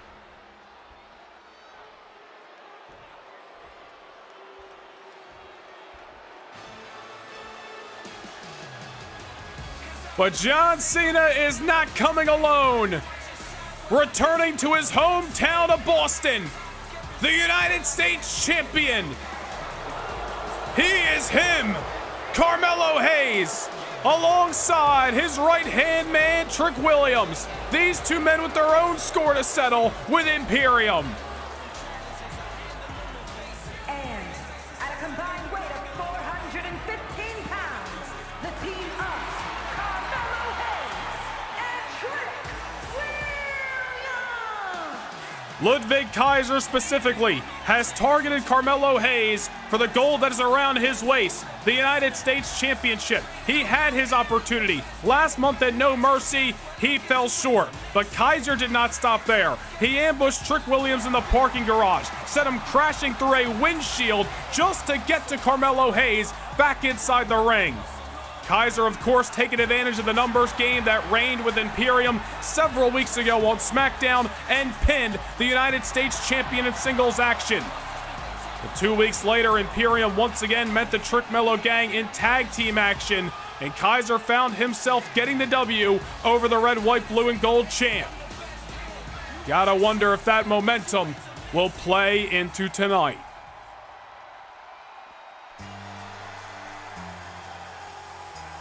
And it is only a short trip from West Newbury here to Boston. The franchise has come home to the TD Garden. And from West Newbury, Massachusetts, weighing in at 251 pounds, the greatest of all time,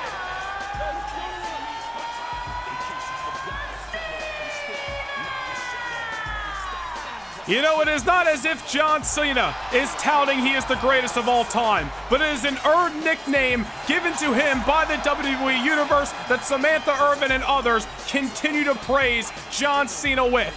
But Gunther takes issue with it. And as we mentioned, very simple, the issues between Imperium and the Trick Mello gang. Gunther resurfacing a few weeks ago. Let's link it all together. Six-man tag. Put it on the show. Inside of the ring, let's see who gets the last laugh. Matches, victory, it's what it's all about inside that squared circle.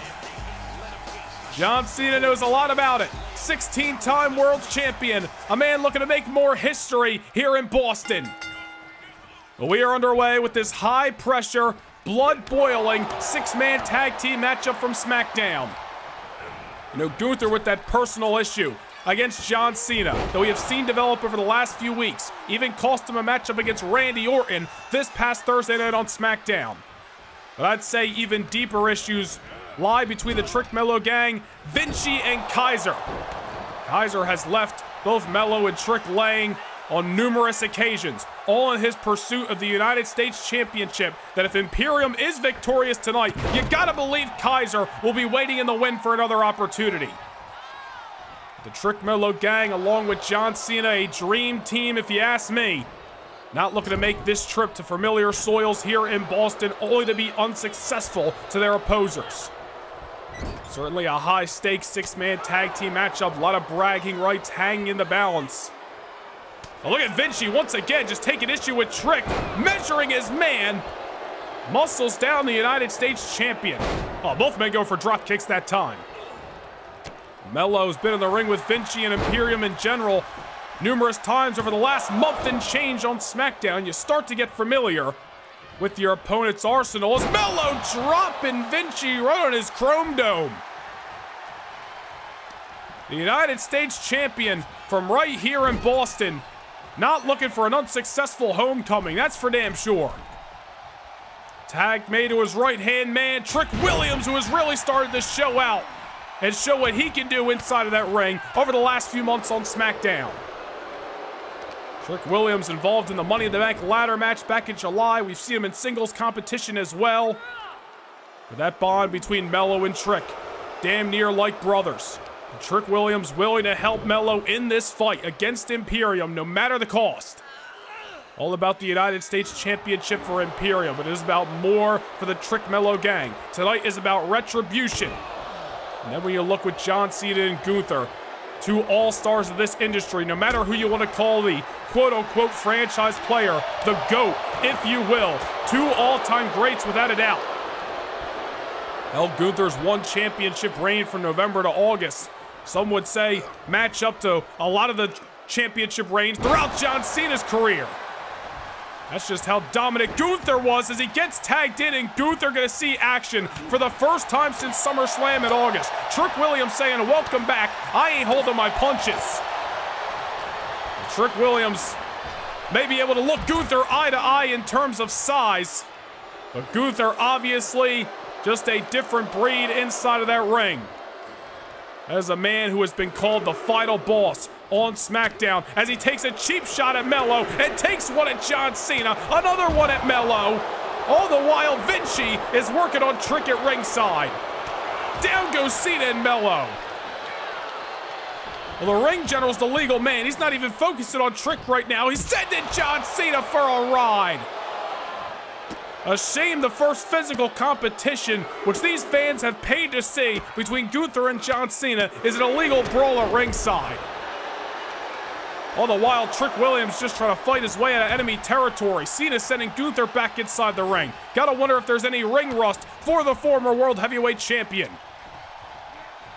So far, it's not looking like it, as he is incapacitating Trick Williams in the corner. Pick it up right where he left off back in the summer.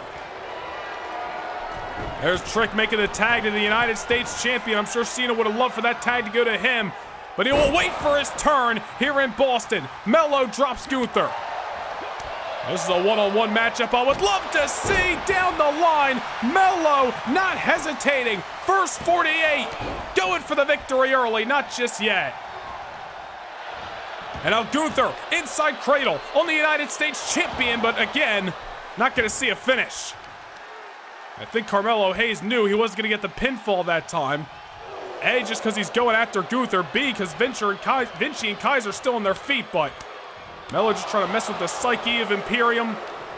Just trying to get himself out of a disastrous situation as he once again finds himself in, but goes behind on Gunther and a springboard drop kick.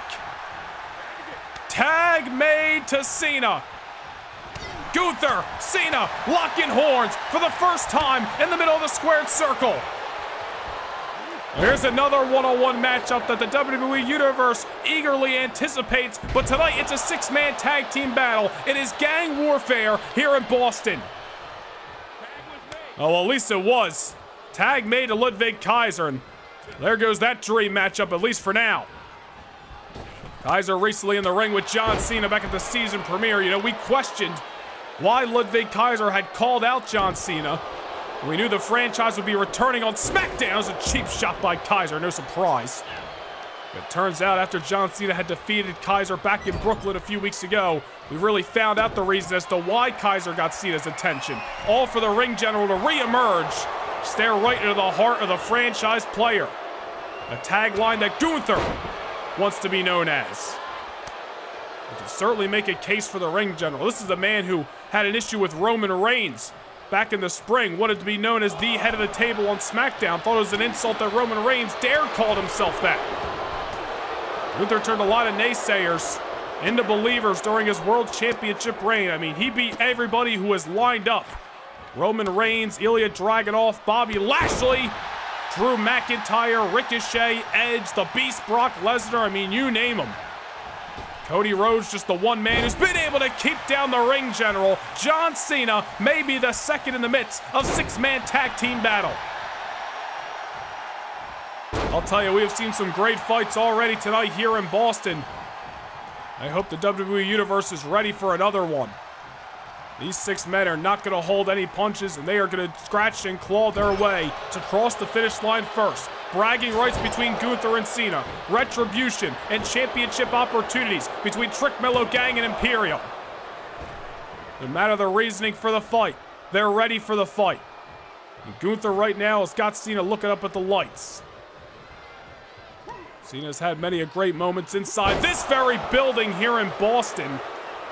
One that sticks out to me is a World Heavyweight Championship victory all the way back at Survivor Series in 2008 against Y2J Chris Jericho.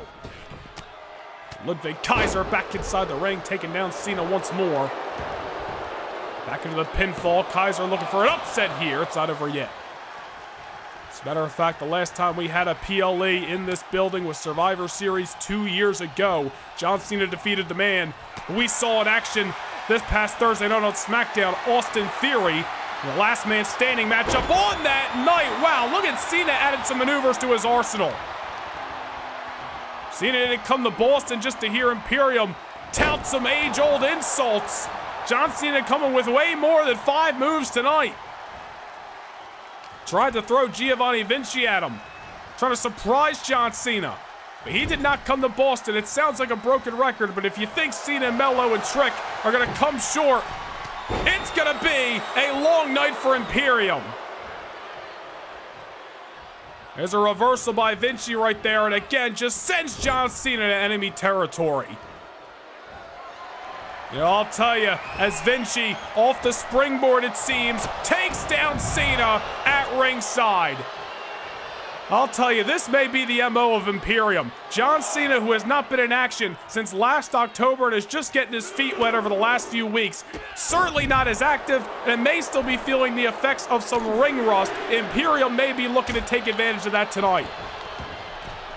Beat down on the man who's got many miles on him in the veteran in John Cena. And not trying to withstand the two young bucks in Mello and Trick. Chaos on each side of the ring, and we are back with Cena and Vinci. Crash and burn. Overzealous as all hell. Cena throwing some haymakers. Been in plenty, Boston brawls in his day and age. John Cena now back into the corner. Sends Vinci to the Trick Mello Gang. And tag is made, much needed if you ask me, to the United States champion Carmelo Hayes, who now is in hot pursuit of Vinci. Cena in this matchup for a number of minutes, fought every single member of Imperium, certainly did some damage. This is not what Imperium could have liked. Fresh legs on the opposite side of the ring. Mello, vintage if you will, from a young yet shining bright superstar. Vinci on spaghetti legs, first 48, Mello's got one for everybody. Into the cover, Gunther breaking things up. TMG and Cena do not want an unsuccessful homecoming, but Imperium may not give them a choice. This is certainly a hard one to call in this Thursday night SmackDown action on a Saturday. Tag made to Trick Williams. Could it be a breakout night for Trick in the means of tag team action alongside his right hand, Carmelo Hayes, the United States champion, and the legend in John Cena? Right now, Giovanni Vinci looking worse for wear. That does not mean he's down and out. Trick has got to keep the pressure on along with the rest of his trio. Giovanni Vinci looking wobbly. He's been on the receiving end of fisticuffs from Cena, Trick, and now once again, the United States champion who's wearing that Boston green. Reversal. Vinci, Kaiser, and Gunther looking to show their dominance here tonight. Especially after Ludwig, Kaiser, and Giovanni Vinci has seen success over Melo and Trick in recent weeks on SmackDown. Gunther not looking to be unsuccessful in his return to the ring for the first time since SummerSlam. Tag made to Kaiser. Here we go. Kaiser and Melo in the ring. Oof. Melo not hesitating. Pair of boots right to a man who has kept down to the United States champion not once but twice. Here's the cutter that defeated him last month at No Mercy. Oh, but Vinci back into the ring to play spoiler. Tag made to Big Match John. Melo and Trick sharing the fun. Here comes the GOAT. John Cena, 16-time world champion, was able to keep down Kaiser in singles action a few weeks ago in Brooklyn, but the odds stacked against Trick Willow Gang in the franchise tonight. Kaiser once again sent to the corner. John Cena's wheels are a-spinning. Kaiser's body may be following suit in a moment. Oh, superplex timer. Hold on. Kaiser off the reversal. Just when you think John Cena was getting ready to close the gap in this matchup, there's Kaiser. Tags in Gunther while Cena was already out, but John Cena catches Gunther. What the hell? Wait a minute, on the shoulders. Attitude adjustment. Giovanni Vinci, or I should say Ludwig Kaiser, once again playing spoiler, but what an incredible AA. And Cena's not done. In the middle of Beantown, looking for a little 5-knuckle shuffle. Back into the cover on the Ring General. Gunther's shoulders pinning to the mat. A rare sight that will not be seen just yet. John Cena did not hesitate. Went to the well with his best, but Gunther's still standing. That is why this man is such a scary beast to defeat. Powerbomb nearly put Cena away. I'll tell you what, no matter who gets their hand raised tonight, we need a one-on-one contest between these two superstars. Man, just when you think Cena had Gunther down and out, Gunther does what he did throughout his entire world title reign, flips the switch, and has you second-guessing everything you thought you knew. Oh my goodness, look at this. This is just domination. The return of the Ring General tonight may be doomsday for the Trick Willow Gang and John Cena. Imperium not hesitating to attack the illegal competitors tonight. Down goes Trick. Cena, barely on his feet, hustles back inside the ring, tries to outrun Gunther. You can't knock him for his persistence. Down goes the General once again. So much riding in terms of bragging rights, in terms of egos, in terms of retribution in this six-man tag team matchup from SmackDown. John Cena may be seeing stars. Tags in Ludwig Kaiser. Will this be the scene for the remainder of the matchup? John Cena being beaten down by his predecessors. Down he goes off the air raid crash. I got a feeling Imperium may be reigning on the homecoming of all of their opponents tonight. Not just yet. Cena still got something left inside. And it's a desire to give these people here in Boston the victory that they want to see. Kaiser still alive. Man, you almost hate to say it, but Ludwig Kaiser showing some great improvement over the last few months on SmackDown, and he is showing it tonight, hanging in there with John Cena. Cena going for the AA. Kaiser missed. Wait a minute. Or did Cena just have it scouted? Attitude adjustment. Exhaustion starts to set in. Gunther ensuring that we are not done yet. Much to the chagrin of a sold-out TD Garden. Cena's got AAs for everyone. Tag made the trick. Maybe Trick Williams has got the exclamation point.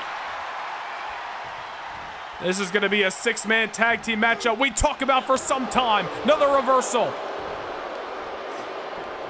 Kaiser has defeated Trick in singles action in the past, going back to WWE Live last month. Looked as if he was going to tag out, but it looks like Kaiser's got a little bit more ideas, some more salt he wants to rub in the wounds to the man he sent right through a windshield just a few weeks ago on SmackDown. All in his pursuit of the United States Championship that the man in the green on the apron currently houses. Trick! What agility! What explosiveness! Kaiser temporarily was looking like a mannequin on the canvas, only standing on his feet thanks to his opponent. Sent into the corner, collapses. Tag made to the United States Champion. Carmelo Hayes in his hometown of Boston, your current reigning United States Champion. And if one thing's for sure, when Melo shoots, Melo doesn't miss. He's got a first 48 for everybody in Imperium, and the third time is a charm. And how great of a moment is to hear not just the horns of John Cena's music, but for Trick Williams and Carmelo Hayes to be sharing that same spotlight on such a monumental night with a huge win against Imperium. Here are your winners, the team of Carmelo Hayes, Trick Williams, and John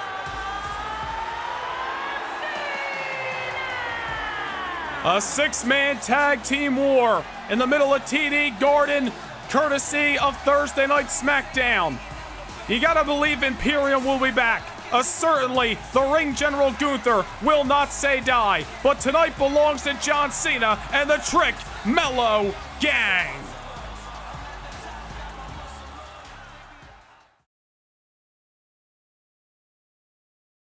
Can't get enough Universe mode? Well, now is your chance to secure a backstage pass to more Universe than ever before.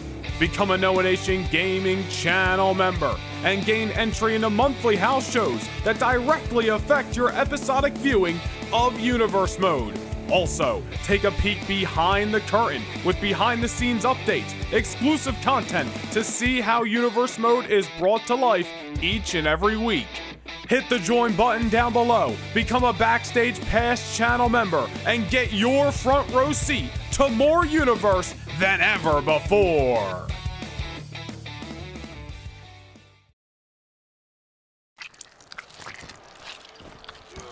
Well, as we alluded to earlier tonight on the No Nation Gaming channel membership exclusive Bad Blood kickoff show, unfortunately that kickoff show coming to an ominous end as the Intercontinental Champion Dirty Dominic Mysterio was seen ambushing the #1 contender to the WWE Championship here tonight, CM Punk, backstage. Of course, CM Punk has injected himself in some Judgment Day business as of late. 2 weeks ago in the six-man tag on Raw last Monday night, defeating Dominic Mysterio in the main event.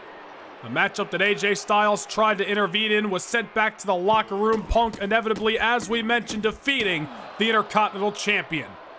From what we understand, CM Punk not suffering any serious injuries during this attack, but will be sporting a taped-up rib cage, taped-up abdominal section, just for precaution by WWE doctors, coming up next here in Boston. What a night it has been. We look forward to the Monday Night Raw main event. The WWE Championship will be on the line. The phenomenal AJ Styles defeating CM Punk as well as LA Knight in the triple threat matchup back at No Mercy to win the gold. Punk defeating LA Knight himself to become the #1 contender has been headhunted with AJ Styles' name at the top of the list, looking to get back his WWE Championship.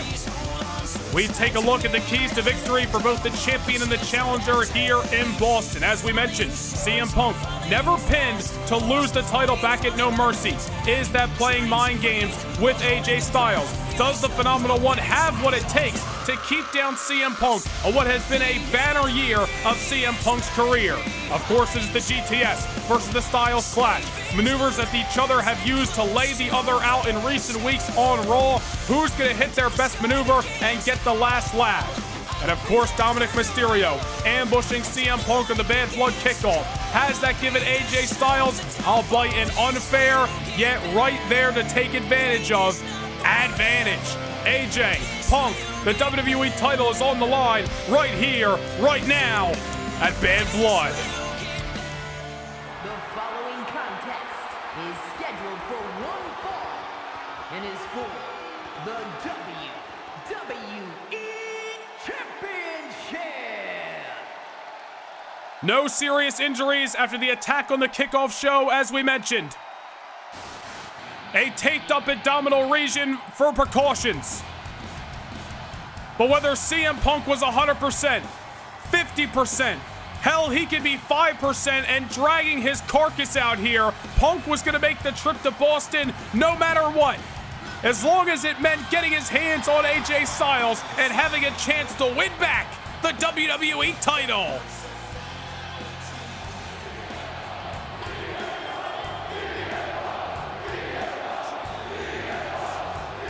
TD Garden sold out in anticipation for CM Punk's first visit to this city in quite some time. CM Punk returned to WWE this past January with one goal in mind: win the same championship that he once held for 434 days. CM Punk accomplished that feat when he defeated Kevin Owens back in July in London, England at Money in the Bank, retained the title through SummerSlam in a rematch against Owens, and then of course found himself stuck between a rock and a hard place in the triple threat at No Mercy. CM Punk never pinned to lose the WWE Championship, yet he understood the rules of the triple threat. Punk realized the situation he was in. He did not bitch and moan, he did not complain, he got himself up, dusted himself off, and earned #1 contendership all over again. AJ Styles defeated LA Knight, but can he defeat CM Punk and leave Boston, Mass still the WWE Champion? If the Second City Saint has anything to say about it, it's going to be a long night for the Phenomenal One. Well, there you see the tape abdominal of CM Punk after the attack by Dirty Dom earlier this evening on the Bad Blood kickoff.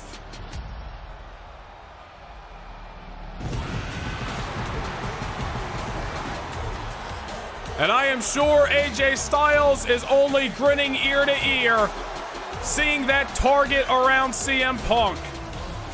Styles has done everything he can, even in the lead up to the triple threat match at No Mercy, to get an edge over CM Punk. He had left the Second City Saint laying time and time again, whether it was with a Styles Clash or a phenomenal forearm. But this past Monday, CM Punk finally given AJ Styles a little bit of a taste of his own medicine. Punk defeated Dirty Dominic Mysterio in a matchup where Dom promised the Judgment Day would not accompany him to ringside, only for AJ Styles to fill that role and then inevitably get thrown out by referee John Cone. Styles tried to ambush Punk. Punk dropped him with 2. GTS in the middle of Legacy Arena in Birmingham. That has got to be ringing in the mind of Styles as he's set for his first championship defense since winning the gold 5 weeks ago in Montreal. By the sounds of it, Boston is in full support of tonight's challenger as we once again send the honors down to Alicia Taylor for your WWE title bout. Introducing the challenger from Chicago, Illinois, weighing in at 218 pounds, CM Punk! And his opponent from Gainesville, Georgia, weighing in at 218 pounds, the WWE Champion, the phenomenal AJ Styles.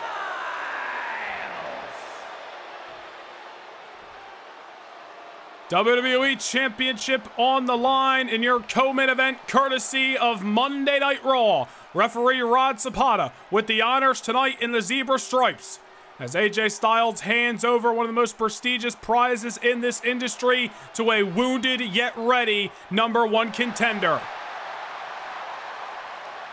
In the lead up to Bad Blood, many were calling this matchup an expected pro wrestling masterclass. But with CM Punk's target around his abdominal, will AJ Styles break things down into a brawl? That remains to be seen. We are underway, and here we go. Styles immediately unloading with strikes and going for a quick cover on CM Punk. Punk with a kick out. You see the aggressiveness out of the champion in the early moments. CM Punk. Just this past Monday, as we mentioned, in the main event against Dirty Dominic Mysterio. The week prior to that, involved in a 6-man tag team matchup against the Judgment Day. Week before that, one-on-one with LA Knight to earn #1 contendership. Add the attack by Dominic. On top of all of that, earlier tonight, CM Punk not coming into this matchup 100%, and AJ Styles knows it. Styles not giving CM Punk any breathing room, and you see, although unloading throughout the body of CM Punk, has also focused on the abdominal already. Sort of expecting nothing less out of the WWE Champion. And I'm sure this has not really taken CM Punk by surprise either, although it's got to be inflicting pain and punishment on the #1 contender. Oh no, Styles with Punk on the shoulders, burning hammer at ringside. AJ Styles looking to make this a short and sweet trip to Beantown. CM Punk down and looking harsh in the first few moments, as now Styles heads to the top. Styles go for the crossbody. What's straight by Punk to reverse. Scoop and a slam. CM Punk, as we mentioned, I don't care if he's 5% or 100%, he's going to give this matchup everything he's got in the tank in hopes of leaving Bad Blood the new WWE Champion. Punk now the one, starting to unload strikes.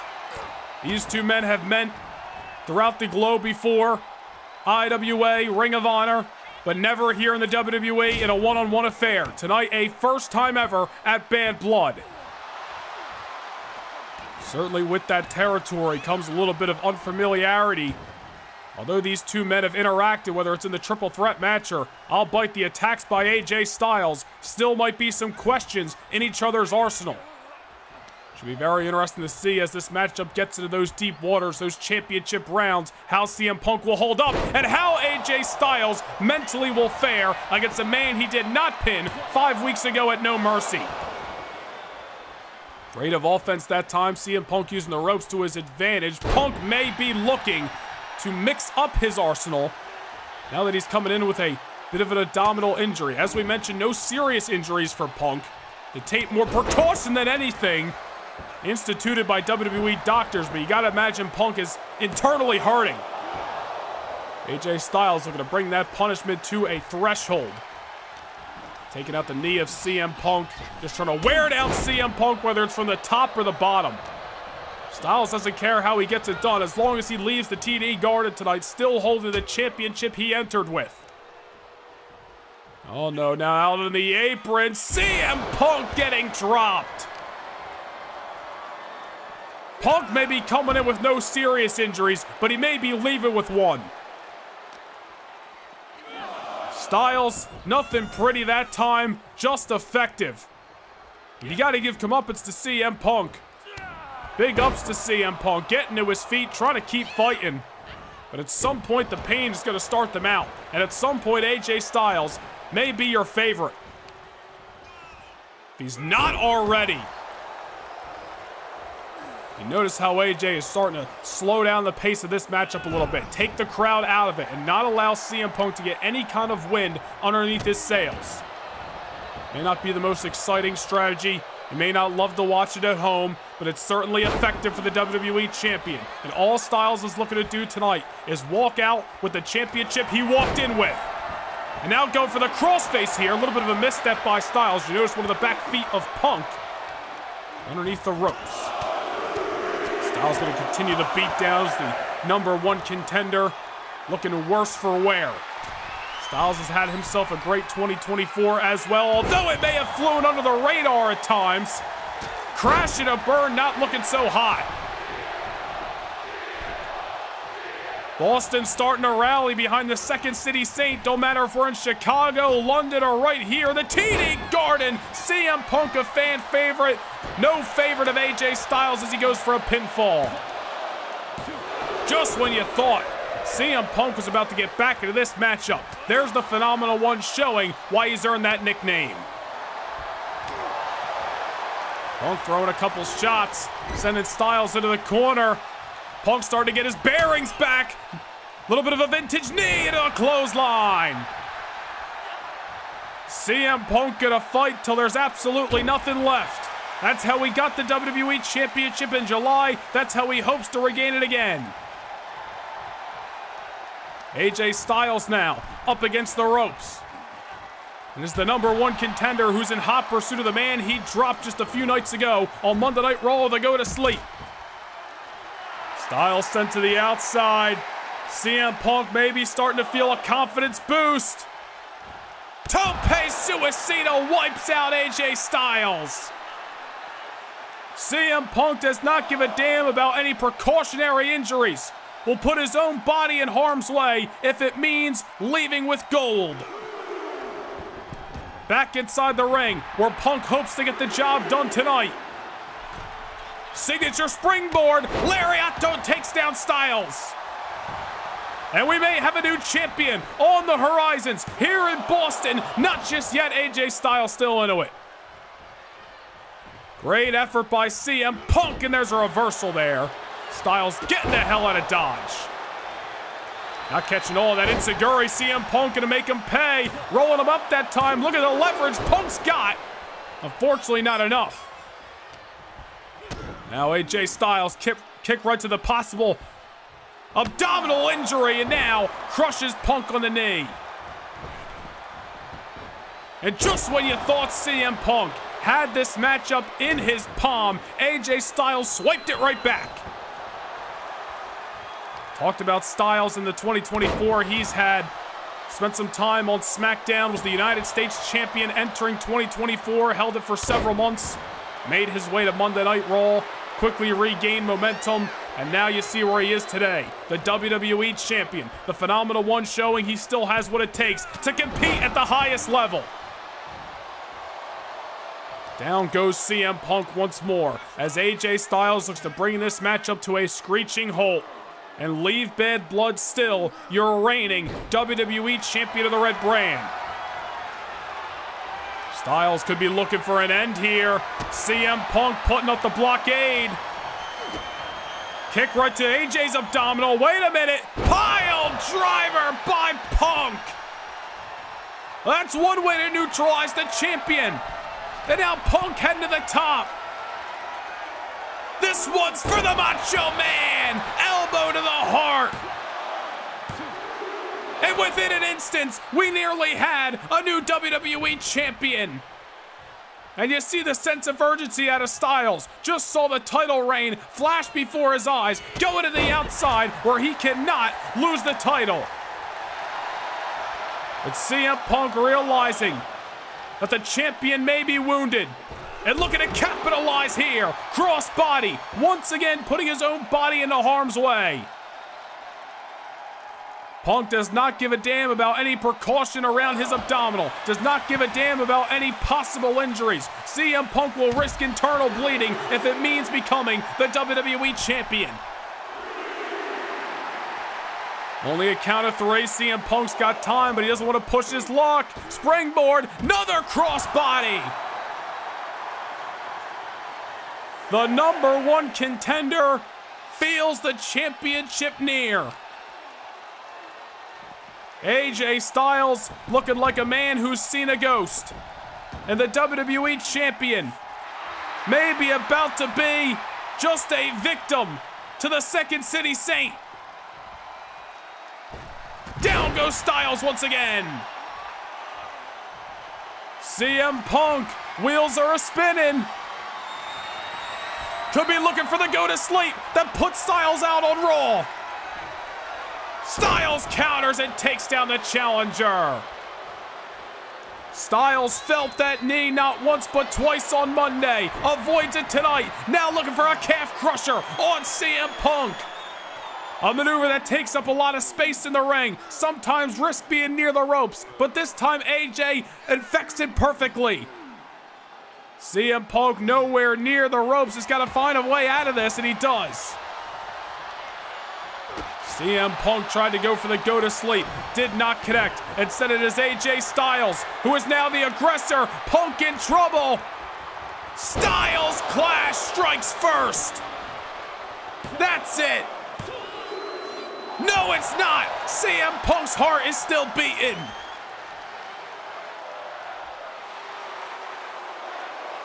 Possible abdominal injury or not, risking internal bleeding, he does not care. CM Punk came to Boston to once again see his name in the lights, to etch his name in the annals of history as the WWE Champion. AJ going for a signature knee, nobody home. Oh, hold on now. Fireman's carry position. GTS. Does Punk have it won? He does not, as AJ Styles' wheels are still spinning. You saw in the keys to victory, the GTS versus the Styles Clash. But coincidentally enough, neither bring us to a 3 count.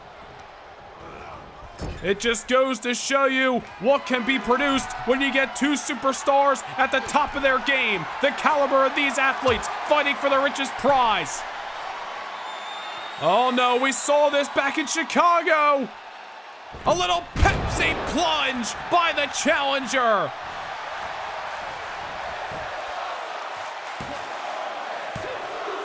And unfortunately, it's not going to see us a conclusion. But it does see us excitement, and it does see us bringing Boston to our feet. We are in those late rounds in a championship fight where you see fatigue starting to set in, and it really becomes who's going to have enough oomph to get that knockout blow. AJ able to take down CM Punk there and just tried a sense of urgency pinfall if I ever saw it. CM Punk has got to be hurting. The busy action on Monday Night Raw, week in and week out. Attacked by Dominic earlier tonight. And all the offense that Styles has instituted. Could have been going for that neck breaker on the knee. CM Punk with a reversal that time. With every fiber of his being, CM Punk trying to survive. See Punk not hustling up. Drawing a line in the sand, telling AJ Styles, come to me. Let's finish this in the ring, between the ropes, just where CM Punk can win the WWE title. Styles has the advantage on the outside, and he knows it. Whatever Punk had in mind, it gets reversed. AJ Styles sending Punk to the outside. Punk off the reversal. AJ once again comes to him. Slingshot elbow drop. Right to the chest cavity, and now Punk going for it on the cut of ice. Oh, but similar to the crossface that Styles instituted earlier, way too close to the ropes, little bit overzealous. Punk going for the kill. You got to commend the efforts. Now once again on the shoulders of the WWE Champion. Snake eyes him in the corner. You see the fatigue of this matchup written all over the body language of the champion and the challenger. And Punk getting hung up and brought down with force. No water in the pool that time. CM Punk just crash landed. And now Styles on top. Nothing pretty, but effective. Damn near windmill in his arms till it cuts CM Punk in half. CM Punk might have shown his best cards in this matchup. The GTS, the Pepsi plunge. We saw that slingshot over the ropes a few moments ago. Punk may be beat, or not just yet. Another counter by the Second City Saint. This has certainly not been a matchup full of one-way traffic. Both of these men are going in opposite lanes, trying to nail the other. Punk feeling confident. Punk looking confident. Boston rallying behind him. But what does CM Punk have left? What can CM Punk throw at AJ Styles that is going to be enough to keep him down? Is it another GTS? Is it another attempt at the Anaconda Vice? Or is it something we've never seen before? Maybe it's a simple axe hammer. Go it old school with it. Tensions have been bubbling up between these two superstars in the lead up to No Mercy and then especially afterwards. Over the last 5 weeks, Styles has gotten a lot of laughs over CM Punk. CM Punk walked away of Birmingham, Alabama this past Monday Night on Raw with his head raised high. Who will get that last laugh and be the WWE Champion leaving TD Garden? AJ Styles hoisted on top.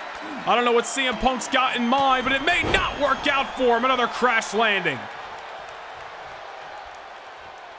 Punk needing the ropes just to get to his feet. If that doesn't show you possible serious injury, I don't know what will. Knocking the wind out of the lungs of the challenger. Again, CM Punk gets the shoulder up. Damn near might just be off instinct.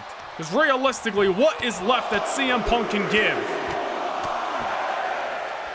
Not to sound like a broken record, but again, the tape around the rib cage, originally only precaution, but it may end up being a beneficial to CM Punk because he may be risking injury throughout this matchup. Another reversal that time. If Punk has got anything left, it is now or never. CM Punk, eyes locked on the Phenomenal One, sends him in the corner repeatedly. Styles breaks it up. Counter for counter. Reversal for reversal. Styles getting another wind. Kick it into a different gear. Will it be all she wrote? Styles is going to need to find an exclamation point. CM Punk, you might need a shovel to get him off the canvas tonight. As AJ scales the ropes once more. The Phenomenal One seems, if you just read the body language, to have a little bit more left. Once again, Punk falls down like a sack of feathers. 450 splash! How is this not over? CM Punk is still in it.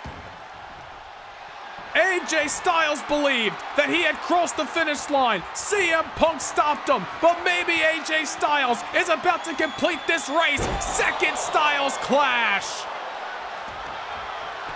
Punk, risking internal bleeding, finally has to give up. What a war here in Boston. Here is your winner, and still the WWE Champion, the phenomenal AJ Styles. Well, I don't want to discredit AJ Styles, no pun intended, but phenomenal effort in this matchup, but he better give a little thanks to the Intercontinental Champion Dirty Dominic Mysterio for that ambush earlier tonight. Punk may not have come into this matchup with any serious injuries, but he was flirting with it. And AJ Styles knew that. Picked apart CM Punk as much as he could. And as much as CM Punk gave this contest, AJ just had a little more. And AJ Styles is leaving still your WWE Champion.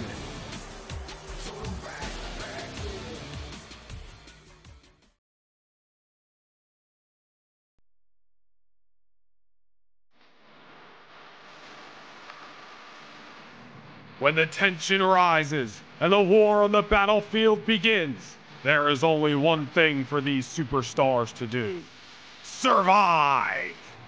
Coming your way on Saturday night, November 16th, from the Kia Center in Orlando, Florida.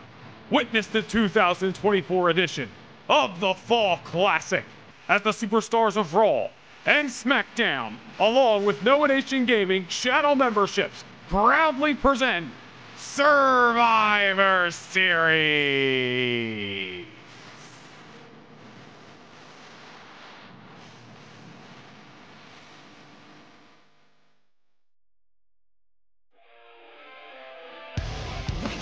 Survivor Series coming your way 4 weeks from tonight in Orlando, but we are live here in Boston. It has been an incredible night for the 2024 edition of Bad Blood. Ladies and gentlemen, coming up next, it is your main event. Devil's Playground awaits, the final chapter which promises to be written in blood. The Apex Predator Randy Orton set out on a mission to remind the WWE Universe just how dangerous he can be, all the while taking down Cody Rhodes and becoming the World Champion. It's Hell in a Cell, and it's live up next here at Bad Blood.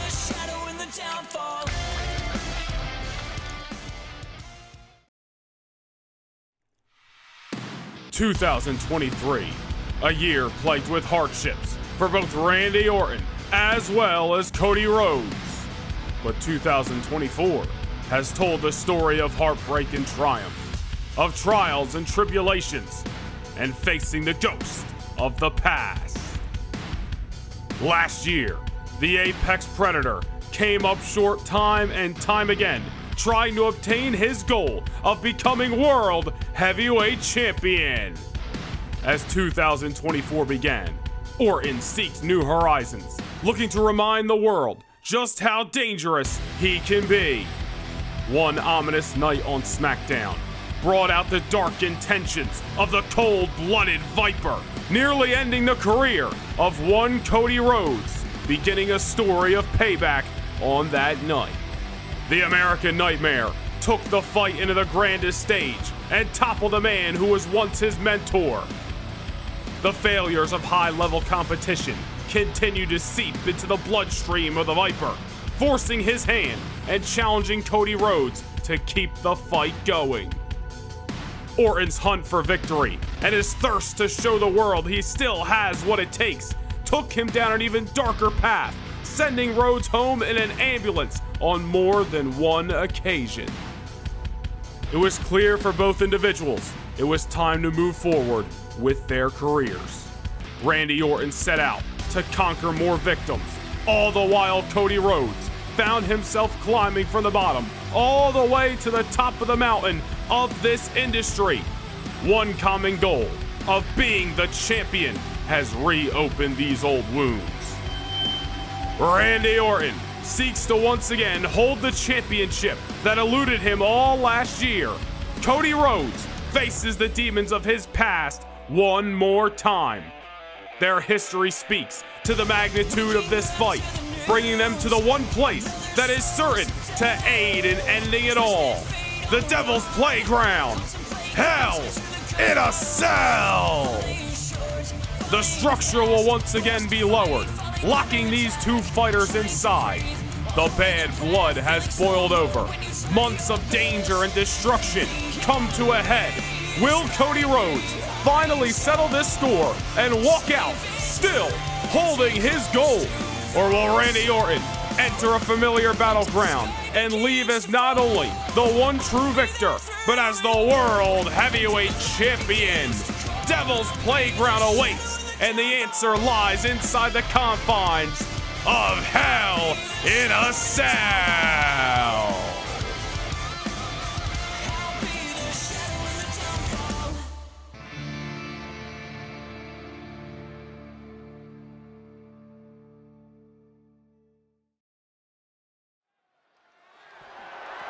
The following contest is a Hell in a Cell match and is for the World Heavyweight Championship.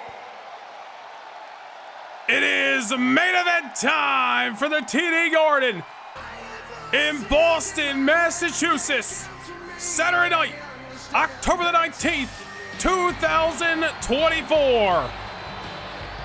Hell in a Cell is upon us.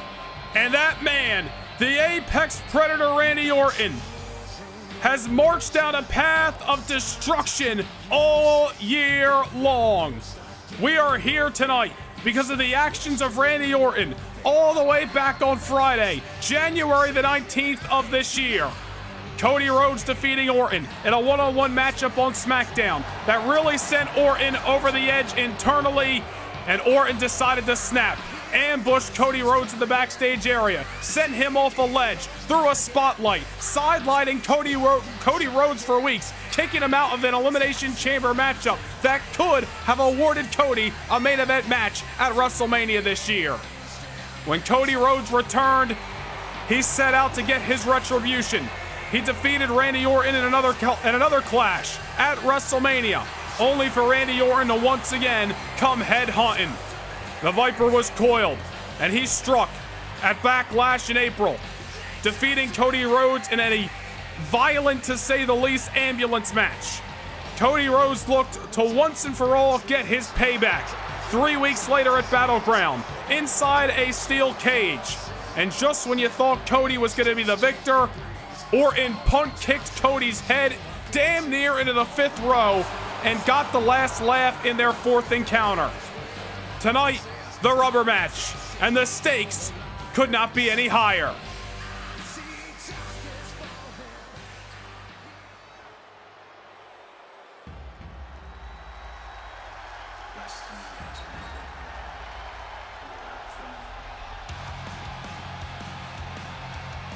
For just over 2 months, this man has been known as your World Heavyweight Champion.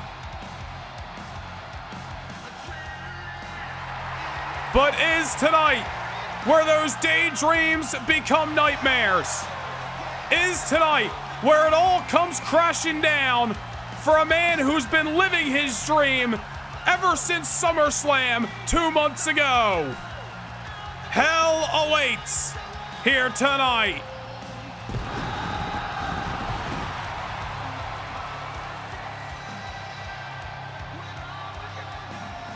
The 2024 King of the Ring winner.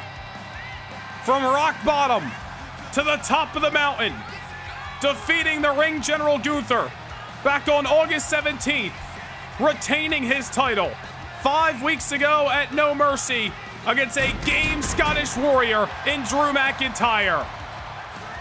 But you had to believe this was all going to come back around eventually. There was unfinished business. There was tension rising. And there was a story that needed to be told.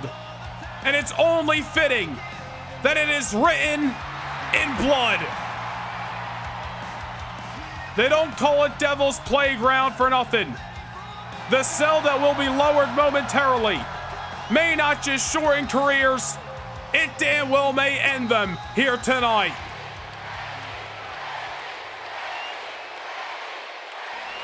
The World Heavyweight Championship is on the line as we send things down to Samantha Irvin for the final time here at Bad Blood. Introducing the challenger from St. Louis, Missouri, weighing in at 275 pounds, the Viper, Randy Orton!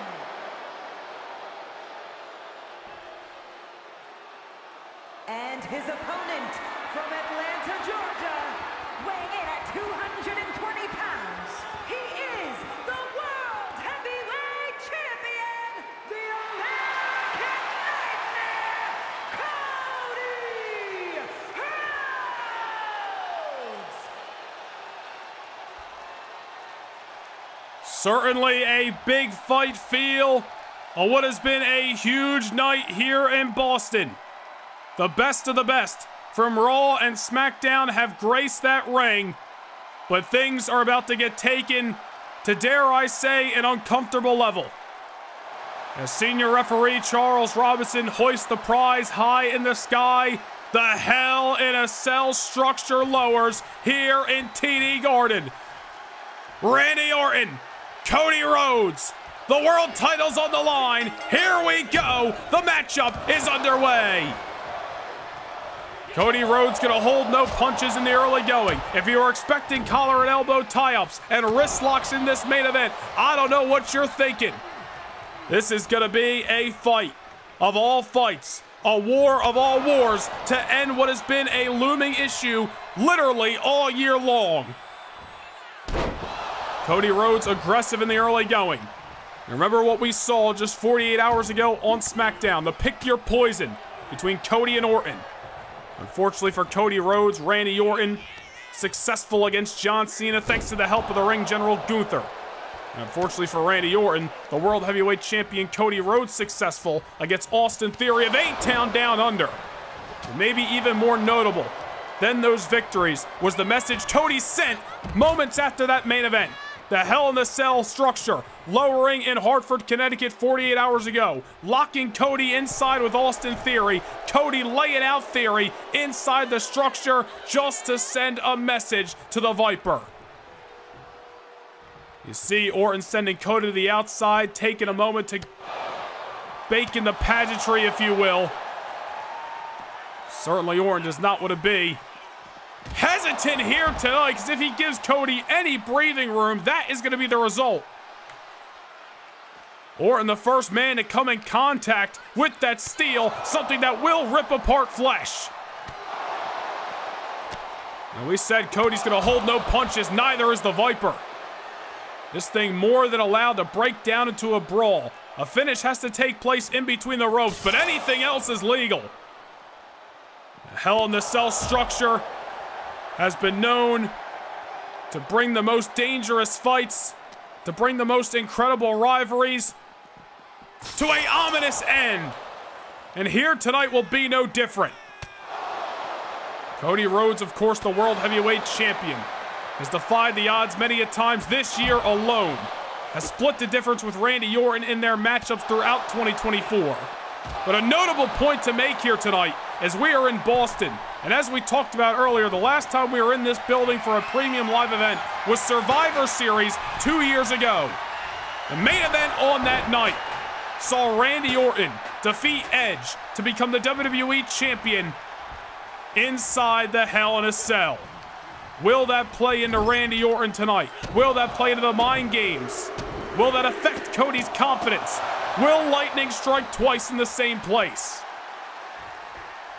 All remains to be seen. Cody Rhodes very aggressive in the early going as he tries to institute that steel chair. May not be a good idea turning his back on the Viper here as Randy Orton now takes down Cody with a vicious elbow. Randy Orton has been lying in wait, waiting to strike. And he waited until Cody Rhodes was the World Heavyweight Champion to do it. Cody Rhodes thought he had rid himself of some of his biggest rivals in Gunther and Drew McIntyre, only for a ghost of his past to rear his head 5 weeks ago on SmackDown. Now it brings us to tonight as Randy Orton goes for an early pinfall. I think he knew he wasn't going to get the victory that time, just trying to mess with the psyche again of the American Nightmare, who drops it with a bionic elbow. Cody Rhodes paying homage to the American Dream, Dusty Rhodes, here at Bad Blood. Cody looking to draw blood as he's just closing those fists and going after the cranium of the Apex Predator. Randy Orton sent into the corner. I think we know what Cody's got in mind. Randy Orton sent head first into that steel chair. Orton sent to the outside by force of the World Heavyweight Champion. Anything goes, ladies and gentlemen. Nothing stopping these two superstars from tearing each other apart inside Hell in a Cell. A little bit hard to see from our vantage point, but Orton may have been busted open from that steel chair. I'm not exactly sure. We're gonna need to wait and get a closer look, but I would not be surprised, of course, to be expected in this kind of dangerous matchup. That's either going to go really good for Cody Rhodes or really bad for him. Orton's either going to fear the blood that may fall tonight or is only going to feel strength from it. Either way, Orton the aggressor at the current moment as he sends the World Heavyweight Champion into the steel steps. Referee Charles Robinson helpless to separate these two men tonight. It is all about ending this war once and for all in the middle of Devil's Playground. We saw Randy Orton stop at no lengths to finally get a win over Cody Rhodes, even if it meant sending him home in an ambulance, which he's done not once, not twice, but 3 occasions this year. January 19th on SmackDown sent Cody off the ledge into the spotlight. Cody went home in an ambulance on that night. And of course, Backlash and Battleground, which were not warm nights for Cody Rhodes either. Cody grabbing another steel chair from under the ring as Randy Orton uses this cage structure just to get back to his feet. Orton sent right into the steel again. That steel structure will tear your flesh apart, and Cody Rhodes just got sent right through the wall. Oh no, this is not good. The cage has been broken, and Randy Orton scaled the damn side of it. Unnecessary. Might as well keep the fight inside the ring where you can win, but clearly Randy Orton has got other plans. Oh no. Randy Orton is on top of Hell in a Cell. Cody Rhodes contemplating his next move. Cody, you don't need to meet him up there. You don't need to do this. The World Heavyweight Champion. Well, hopefully he's second-guessing himself right now. There's no benefit that could come with meeting Randy Orton at the top of Hell in a Cell. Damn it, he's going. Orton gonna get what he wants. The fight brought to the literal top of TD Garden. Here comes Cody. Within an instance, the ante has been upped here in Boston, and I fear for the safety of these two SmackDown superstars. Oh no, vintage Orton neckbreaker. Everything just gonna hurt that much more, and this may be why Orton wanted to bring the fight to the top of the cell, to use the cage underneath his feet, to break apart the bones and rip apart the flesh of the champion. Cody Rhodes did not need to meet Orton up there, but he fed into his fear, or I should say fed into his anger and his aggression, went against his fear. But is unfortunately only working out for the Viper right now. Everything just gonna hurt that much more. That cage underneath of you as Cody Rhodes is finding out firsthand. Randy Orton has his way. He will beat down Cody Rhodes until he can barely walk. The thing is, you can't pin Cody Rhodes up there. You gotta get him back inside the ring. So again, I don't see the true benefit of fighting this fight. At the top of the Garden, pedigree on top of Hell in a Cell. Cody Rhodes making a good judgment call, pedigrees Orton on top of the cell, and is going to elect to hopefully bring this fight back inside the ring. Allow Orton to come to the chase. My goodness, danger is afoot here in Boston. Orton luckily climbing back down, realizing that the only trouble awaited at the top of this structure. Meanwhile, Cody's back inside, and he's got his hands on the table. Orton barely making his way back inside Hell in a Cell. Luckily, the fight has made its way back to the squared circle. Cody was waiting in the wind with a steel chair. If Orton wasn't busted open already, certainly is going to be after the pedigree and the steel chair shot. Now Cody with his eyes on some hardware, as if extra weapons are needed when this dangerous Hell in the Cell is surrounding the squared circle. Nonetheless, Cody setting up that table inside of the ring. Oh, but it may be Randy Orton who's going to be the first to institute it. This could spell disaster for whoever goes through the wood. Cody creating some separation. Couple of haymakers. Cody never been afraid to brawl with one apex predator. There's Orton going vintage off the Luthez. If Randy Orton has his way, He will break things down into a slow, methodical brawl and pick apart Cody Rhodes' bones. Wait a minute, he made a game Cody just a moment there. May not be the best move as now Cody Rhodes takes down Randy Orton. Orton busted wide open already. And now into the pinfall. Only a 1 count that time. And if that doesn't show you, it's going to take a hell of a lot more to keep down the coiled Apex Predator. Cody Rhodes is going to have to empty the tank tonight. And I don't think that's going to surprise him. I think Cody has came to Boston ready for war. He has been thinking about this fight, knowing it was looming eventually down the line since the month of May when he was punt-kicked in the head by Randy Orton. Cody really forced to move on, as was Randy Orton. Orton went on to fight The Rock, fight Bobby Lashley. You win some, you lose some. All the while, Cody has climbed to the top of the mountain. Off the cutter, another 1 count that time. Cody Rhodes trying to find a way to keep down Randy Orton. Does not want to see this matchup get any more out of hand. But now here's Orton striking fast, striking hard. Got Cody in position for the elevated DDT. Cody Rhodes is in deep, deep trouble. The Viper's coiled, ready to strike. RKO! We're gonna have a new world champion. Not just yet, Cody Rhodes is still in it. Orton thought he had him off the combination. The vintage DDT, the RKO. Something that has been known as the 3 most dangerous letters in this industry, but it's not enough just yet. Oh, but maybe these steel chair shots to the flesh will. Orton might not have gotten the victory. Oof. He certainly did a number on Cody.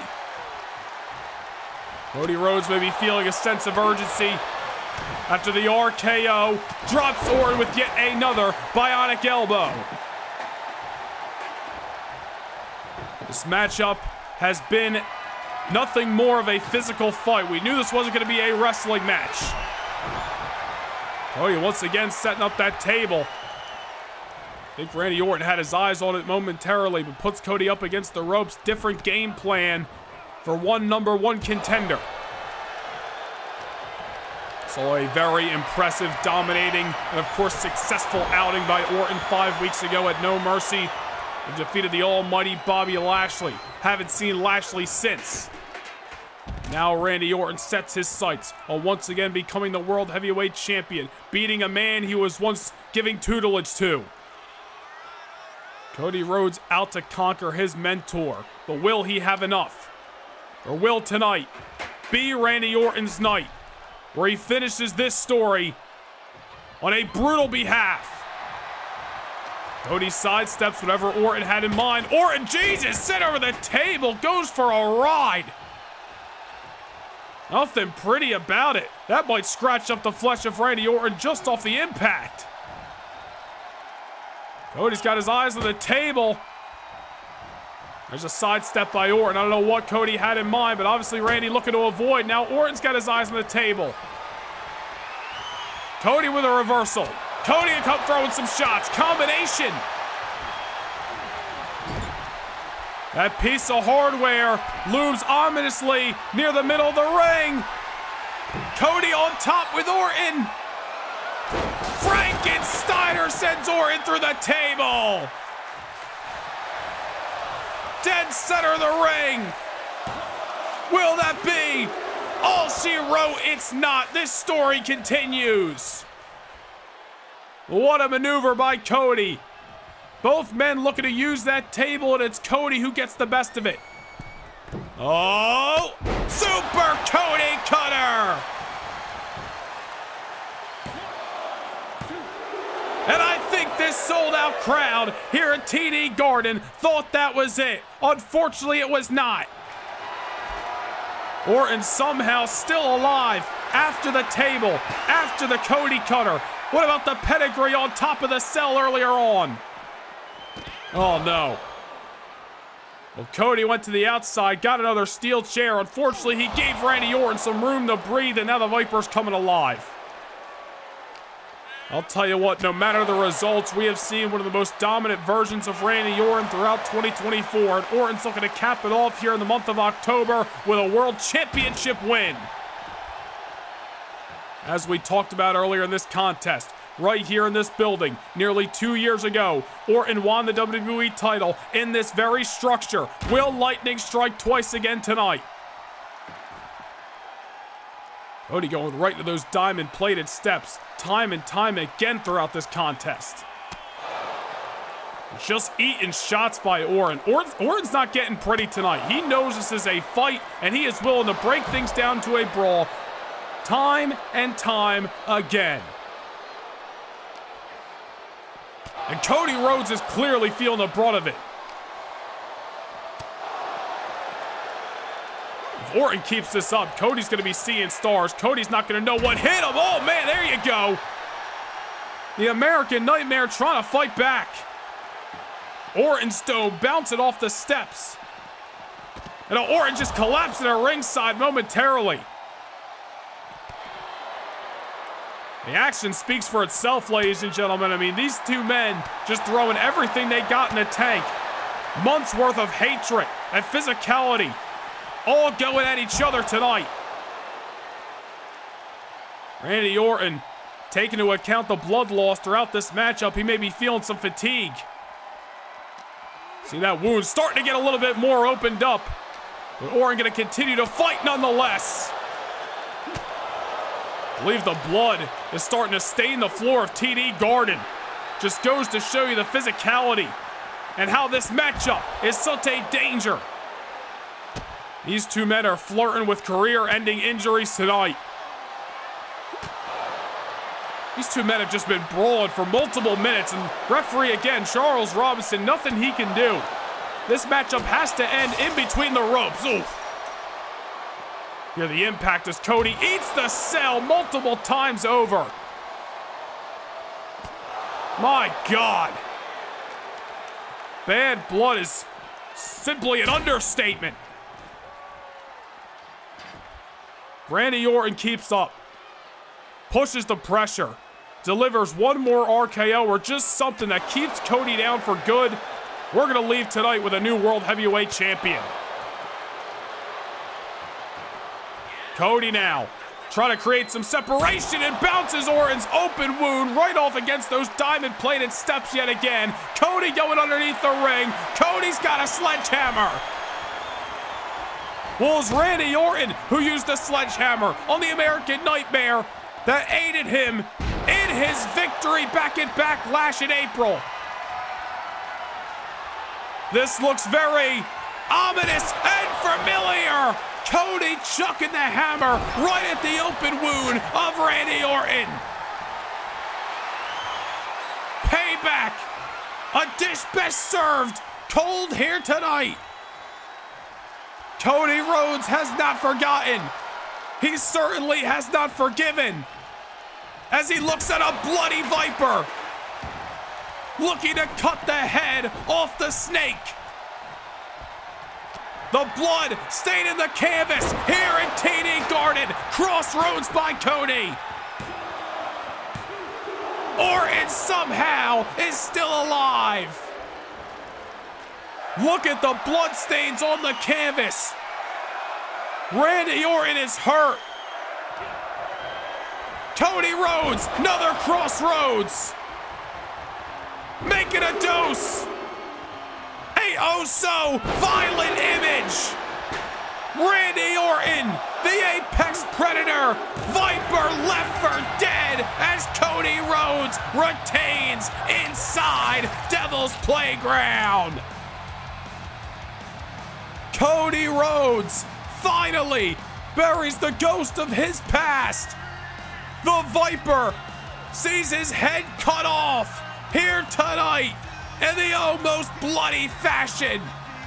Here is your winner, and still the World Heavyweight Champion, the American Nightmare, Cody Rhodes. If you know your history, you know how apropos the use of that sledgehammer was. Cody Rhodes does not forgive, and the American Nightmare certainly does not forget. Another legendary performance on what has been an incredible year for the American Nightmare.